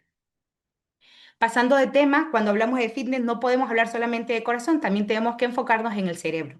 Los pacientes renales tienen un cerebro, cuando llegan al momento, ¿no? Después de estar en su proceso de enfermedad renal, llegan al trasplante con un cerebro prelesionado. Y esto está en relación ¿a qué? A las toxinas urémicas, a la inflamación crónica, se habla sobre todo de la lesión microvascular o enfermedad de pequeño vaso. En este trabajo publicado en el 2023, la prevalencia de deterioro cognitivo en los pacientes trasplantados renales era de un 30%. Además, se asociaba a ansiedad y depresión, que llegaba hasta un 26%. Como factores protectores, se vio que la mayor actividad física se relacionaba con menor prevalencia de deterioro cognitivo, un 83 versus un 52%. Y además, el nivel de educación también era un factor protector. Por tanto, el cerebro también es un órgano diana del trasplante y la cognición no es solo memoria.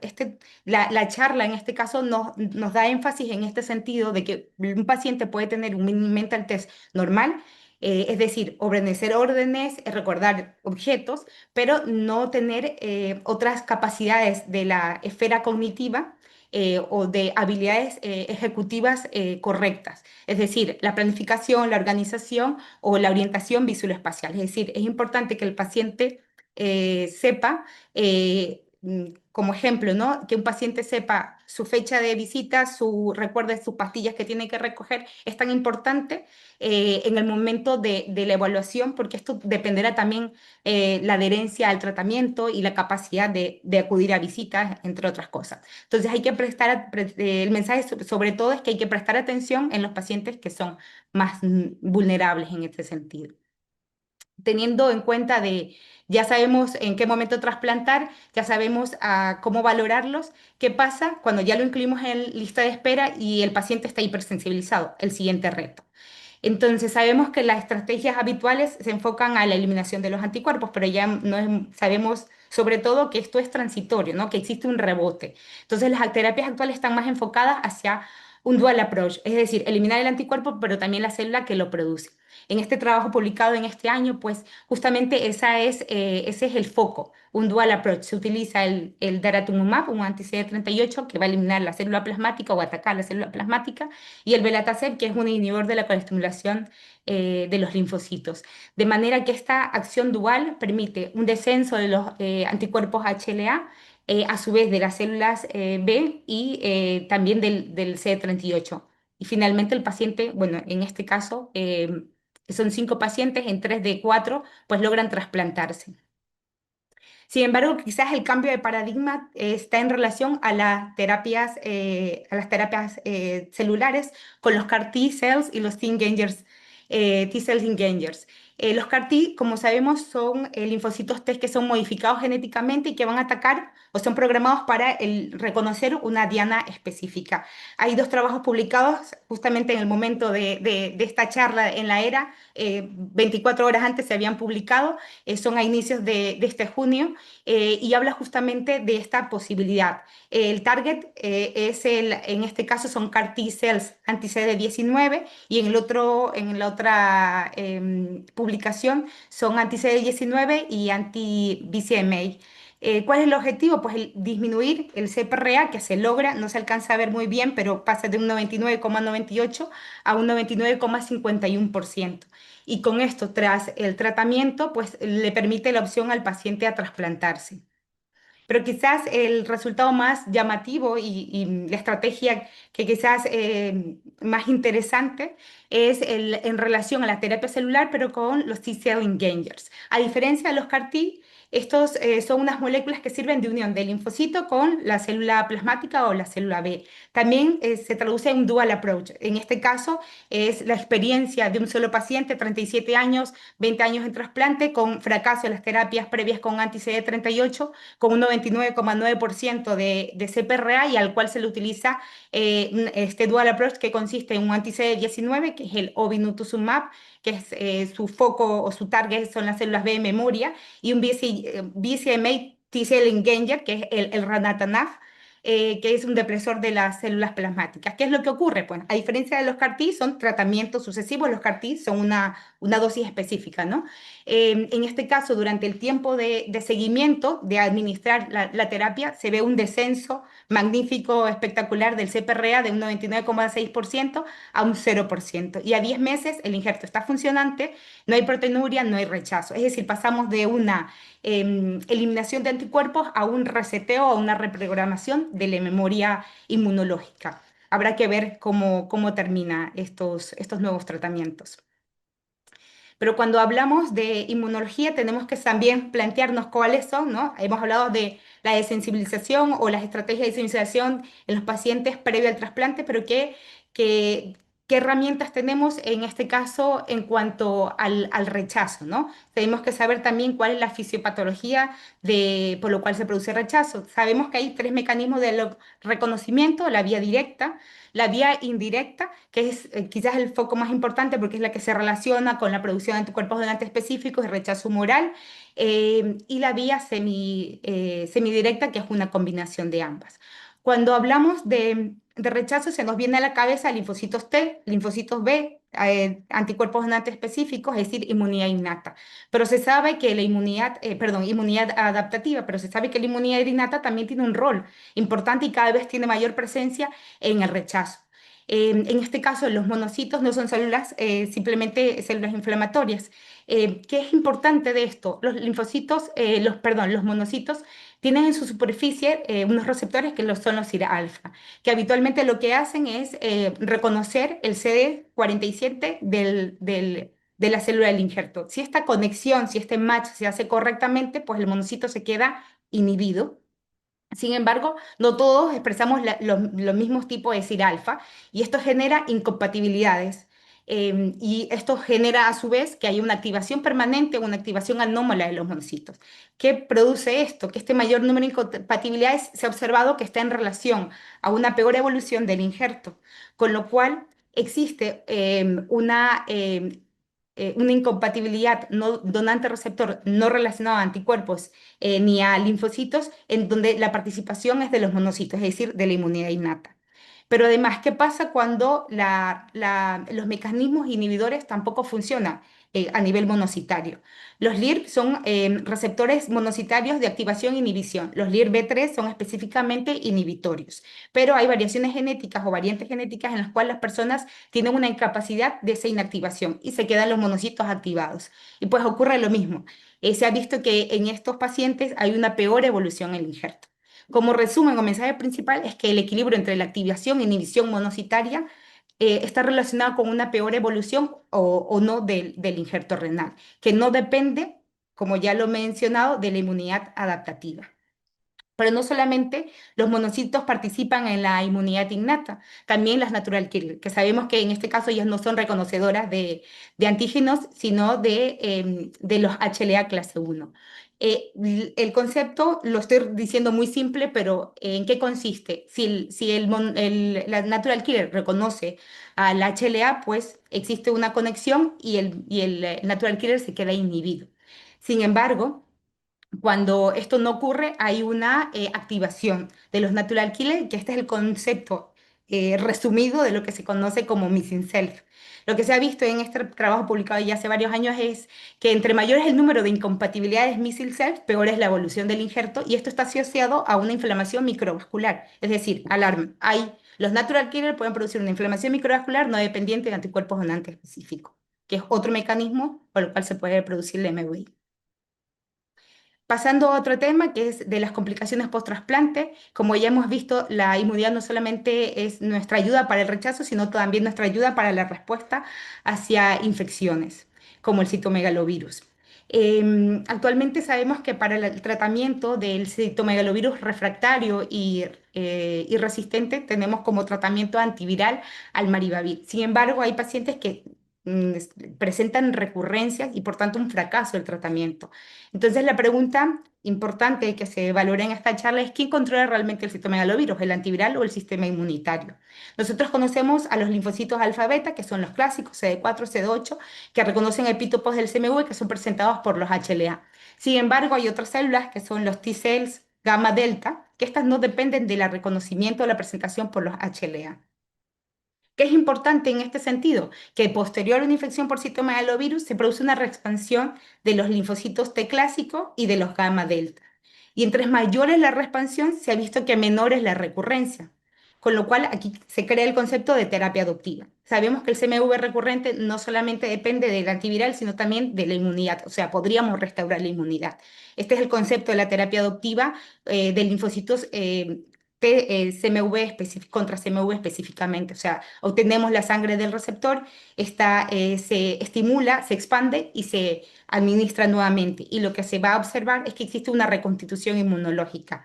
Disminuye la carga viral y aumenta el interferón gamma de los linfocitos. Entonces, tenemos una terapia adoptiva enfocada a los linfocitos clásicos, pero podemos encontrar otra población celular que sea igual de eficaz y acá aparece otro concepto, que es el de dot cells, que son las delta 1 T cells. Son las gamma delta T cells que ya había mencionado, que son modificadas o estimuladas o expandidas en laboratorio y que una particularidad de ellas que se vio es que podían expandirse viniendo de un receptor CMV serológicamente positivo o serológicamente negativo. Y los tres mensajes importantes de este paper, que también he publicado a inicios de este año, es que ocurre la misma expansión o la misma reconstitución inmunológica con los alfa beta T cells. Es decir, cuando tú infundes a una célula infectada con CMV las dot cells, se observa una expansión o sea, un aumento de interferón gamma y una reducción de la carga viral, como podemos ver en este gráfico.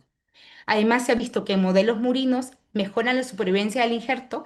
En aquellos ratoncitos, ¿no?, que se les administraba las dot cells, había una mejor supervivencia con respecto a aquellos que no se les había administrado y estaban infectados por el citomegalovirus. Y además, otra cosa muy interesante que se observó en este trabajo, en este estudio, es que no se veían modificadas es decir, podíamos obtener dot cells provenientes de pacientes trasplantados, es decir, no se habían modificado por la inmunosupresión, al menos por el tacrolimus, ni por la ciclosporina, ni por el certicam. sí que había una reducción o no se quedaban tan activas con el micofenolato, pero en forma global se mantenían su actividad frente al tratamiento inmunosupresor. Es decir, quizás la siguiente futuro terapéutico sea una combinación, como hemos hablado casi toda la charla, de los tratamientos antiviral y dot cells. Ya hay estudios en fase 1 que están ¿no? en eso, en desarrollo. Por último, relación al futuro, que lo he titulado así este último bloque, el microbioma y trasplante renal. Ya mi compañero habló un poco acerca de este tema con los enfermos renales. Sabemos que en los pacientes con enfermedad renal crónica hay una alteración del microbioma intestinal que teóricamente se restituye, aunque sea parcialmente, tras el trasplante. Sin embargo, hay varios estudios en donde se observa que existe una disbiosis previa al rechazo, es decir, hay una alteración de la flora intestinal antes del rechazo. ¿Y esto qué impacto tiene? El impacto es que hay una disminución de unas bacterias específicas que lo característico es que son productoras de ácidos grasos de cadena corta, como el Eubacterium. ¿Y qué importancia tiene esto? Que estas moléculas, estos ácidos grasos, tienen un efecto antiinflamatorio y T-regulador. Por lo que se crea un eje, ¿no? Se considera que se crea un eje. Disbioxi, menos bacterias, menos ácidos grasos de cadenas cortas, mayor inflamación, menor T-reguladoras y por lo tanto mayor riesgo de rechazo. Quizás en este sentido se dice, ¿no? Que si esto es un eje, por tanto, podría tener una diana terapéutica. En ensayos preclínicos, esto, en estudios murinos de trasplantes de corazón y de piel, se ha observado que la tributirina, que es uno de los, un prefármaco oral de uno de estos ácidos grasos, que es el butirato, al administrarlo en los ratones se observó que en aquellos que se les administraba aumentaba la supervivencia del injerto. ¿Y eso en base a qué? En base al aumento de las células T reguladoras FOXP3. Es decir, generaba un estado tolerogénico que impedía, ¿no? Disminuía ese efecto ¿no? Al aumentar las T reguladoras, disminuía el riesgo de rechazo y una mejor tolerancia. Por último, con respecto a las vesículas extracelulares, simplemente unas pinceladas. Las vesículas extracelulares son moléculas que se encuentran prácticamente en todas las células y que además, bueno, que contienen proteínas o ARN u otras células biológicas. Y lo interesante de esto a nivel renal es que se ha visto que en el trasplante pueden servir tanto para monitorizar la recuperación del injerto, pues se encuentran presentes en el momento de la isquemia reperfusión y además también podían predecir su evolución, porque se encuentra desde el momento post-trasplante a nivel de vesículas extracelulares urinarias. Quizás lo más interesante de esta charla o lo que comentaron en la ERA fue su relación con el rechazo mediado por anticuerpos.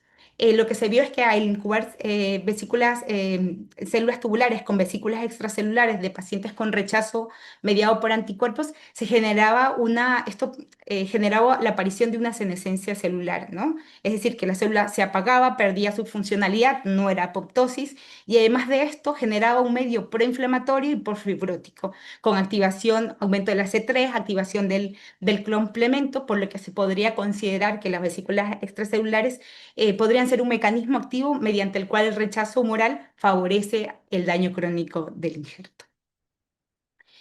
Para concluir, mensajes para llevar a casa: no debemos trasplantar antes, debemos trasplantar en el momento adecuado. La evaluación del candidato a trasplante renal ya no solo es cardiovascular, estamos pasando de eliminar a los anticuerpos a reprogramar la memoria inmunológica que los produce. La inmunidad adaptativa sigue siendo fundamental, pero la inmunidad innata emerge como un actor clave en el daño al injerto. El control duradero del citomegalovirus depende de restaurar la inmunidad específica frente al virus. El microbioma puede modular respuesta a la inmune a través del eje ácidos grasos de cadena corta T reguladoras, y las vesículas extracelulares han pasado de ser biomarcadores para convertirse en actores biológicos del injerto.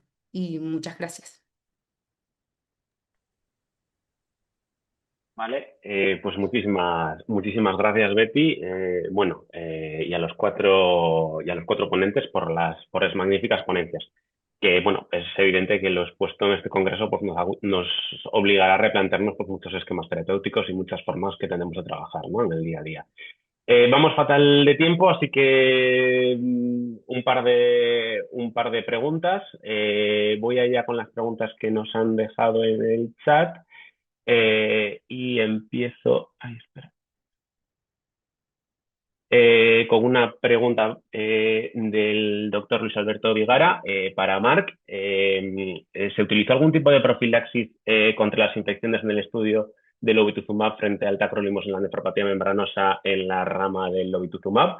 ¿Y cuál fue la duración de la misma, si la hubo? Y otra pregunta, ¿cómo crees que la finerenona se va a posicionar frente al resto de antiproteinúricos nefroprotectores en las enfermedades glomerulares? A ver, aquí, vale, perdón. Ahora, empiezo por el final. La finerenona me parece que, bueno, antes que nada, gracias por las dos preguntas y que son interesantes y empiezo por la segunda porque me parece que es la que más se comentó en el Congreso, incluso en las cenas con los compañeros cuando lo hablamos. Por un lado, me parece que sí tiene un papel, como ¿no? Uno de los cuatro fantásticos, por así decirlo, cogiendo ¿no? En analogía a lo que hacen los cardiólogos con la insuficiencia cardíaca. Sí que creo que tiene un papel, sí que creo que es ahora mismo fundamental, pero sí que me parece que la relevancia que tiene evidentemente es menor, ¿no? Que la que pueden tener los IECAS o los ARA2 o los ISGLT2.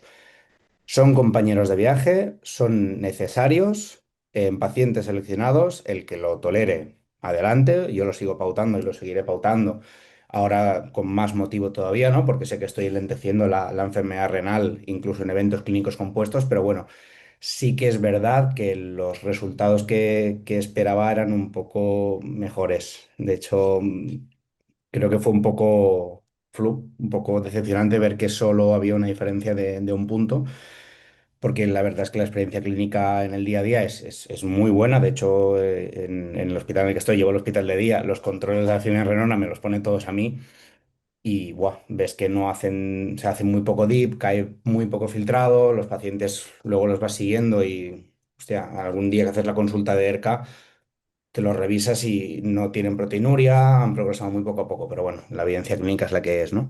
Y en cuanto al obinutuzumab, yo no he visto que esté escrito, la verdad.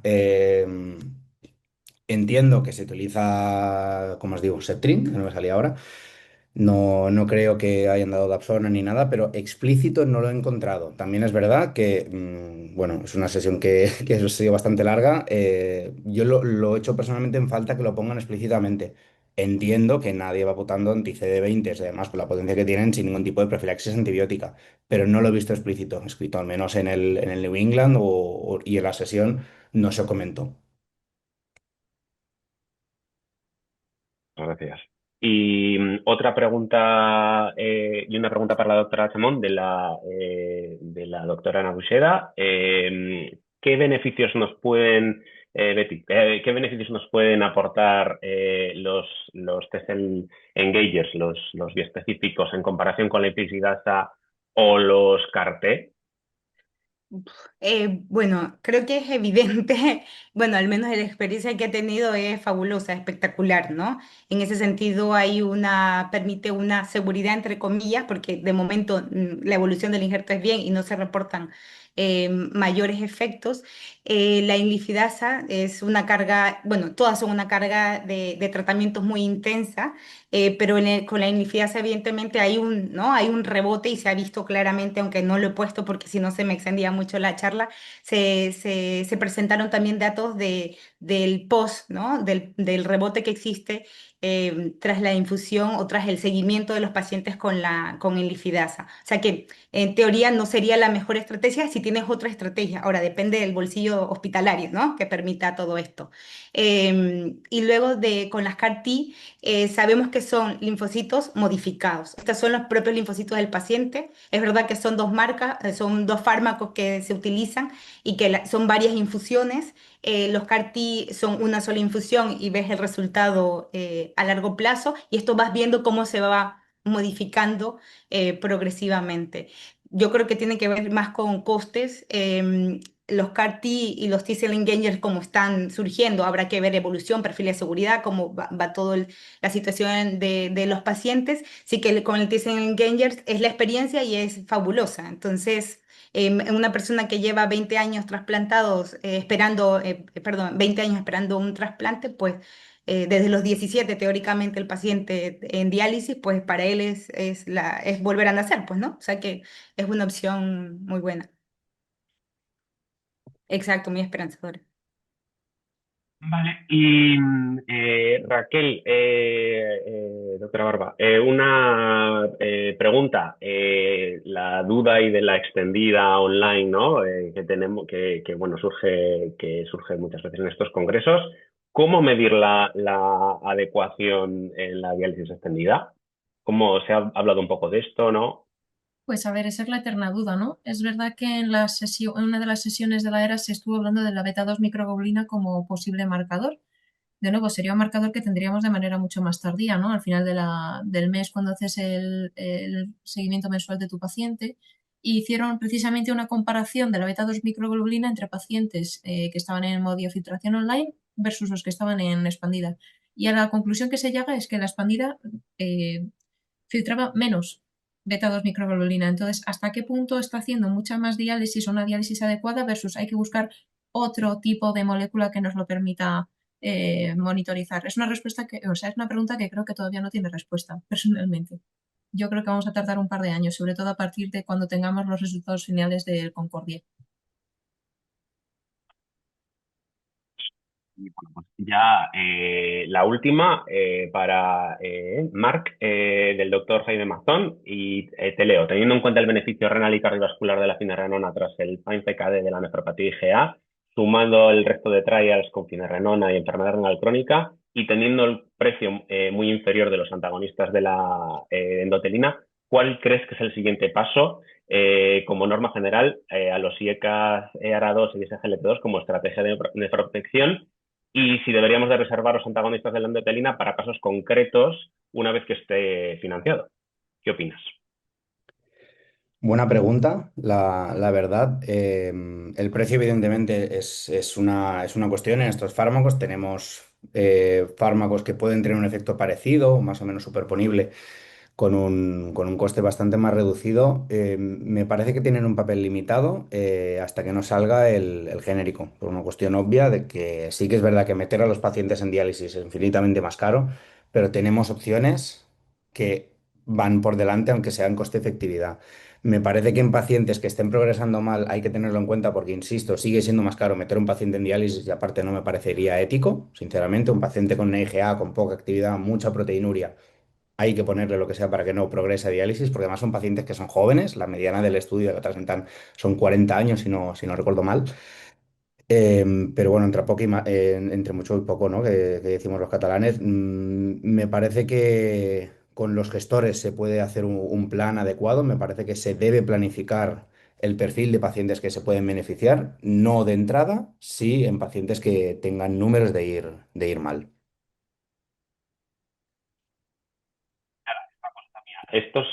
Con todas estas moléculas que hay ya con la IgA, eh, eh, ¿crees que los criterios de indicación de biopsia, de diagnóstico precoz, tenemos que adelantarlos? ¿Todavía con los criterios que tenemos actualmente no sirven? ¿Qué opinas? Perdón. Perdona que no he escuchado bien la pregunta, su volumen. Indicación de biopsia, si a partir de proteinuria de medio gramo, si tendríamos Ah, que intentar diagnosticarlas antes, todas estas enfermedades glomerulares con eh, micromaturia. sí, de hecho esta conversación la he tenido varias veces en el despacho con nefrólogos más, por supuesto, más seniors que yo, no es demasiado complicado. De hecho, yo sería menos restrictivo con las indicaciones de biopsia. En mi caso particular, yo con 30 años no debo de tener albuminuria, no debería tenerla. No es como los pacientes en lupus. Vamos con los cortes que tenemos porque hace 25 años alguien decidió que 700 de proteinuria es suficiente en una persona de 20 años. Para mí no lo es. Entonces, sabiendo esto, yo creo que en personas jóvenes es muy complicado justificar que exista siquiera la idea del sobrediagnóstico. En una persona joven hay que ir a por todas, hay que ser agresivo en el diagnóstico, también en el tratamiento, pero hay que empezar por el diagnóstico, ¿no? No vamos a asumir que una persona de 20 años tiene un EGA, hay que constatarlo, hay que verlo, porque además la biopsia da mucha información que no va en la analítica. Recientemente, de hecho, nos encontramos con un chico de 20 sí, 25 años con una creatinina normal, pero bueno, una proteinuria de más de 4 gramos, pues tiene un 54% de esclerosis, porque no nos entra en la mayoría de ensayos. Me parece que, sobre todo en gente joven, o sea, no hay que relajar los criterios de biopsia, hay que ser mucho más agresivo, porque es que el problema va a ser luego. Estas personas, si no los diagnostico con 20 años y no funcionan normal, las diagnosticaré con 40, una creatinina de 2 y una biopsia quemada. Y eso sí que es un fracaso porque es la condena, ¿no? a entrar en diálisis Ujú. antes de que la vida útil de los riñones se acabe.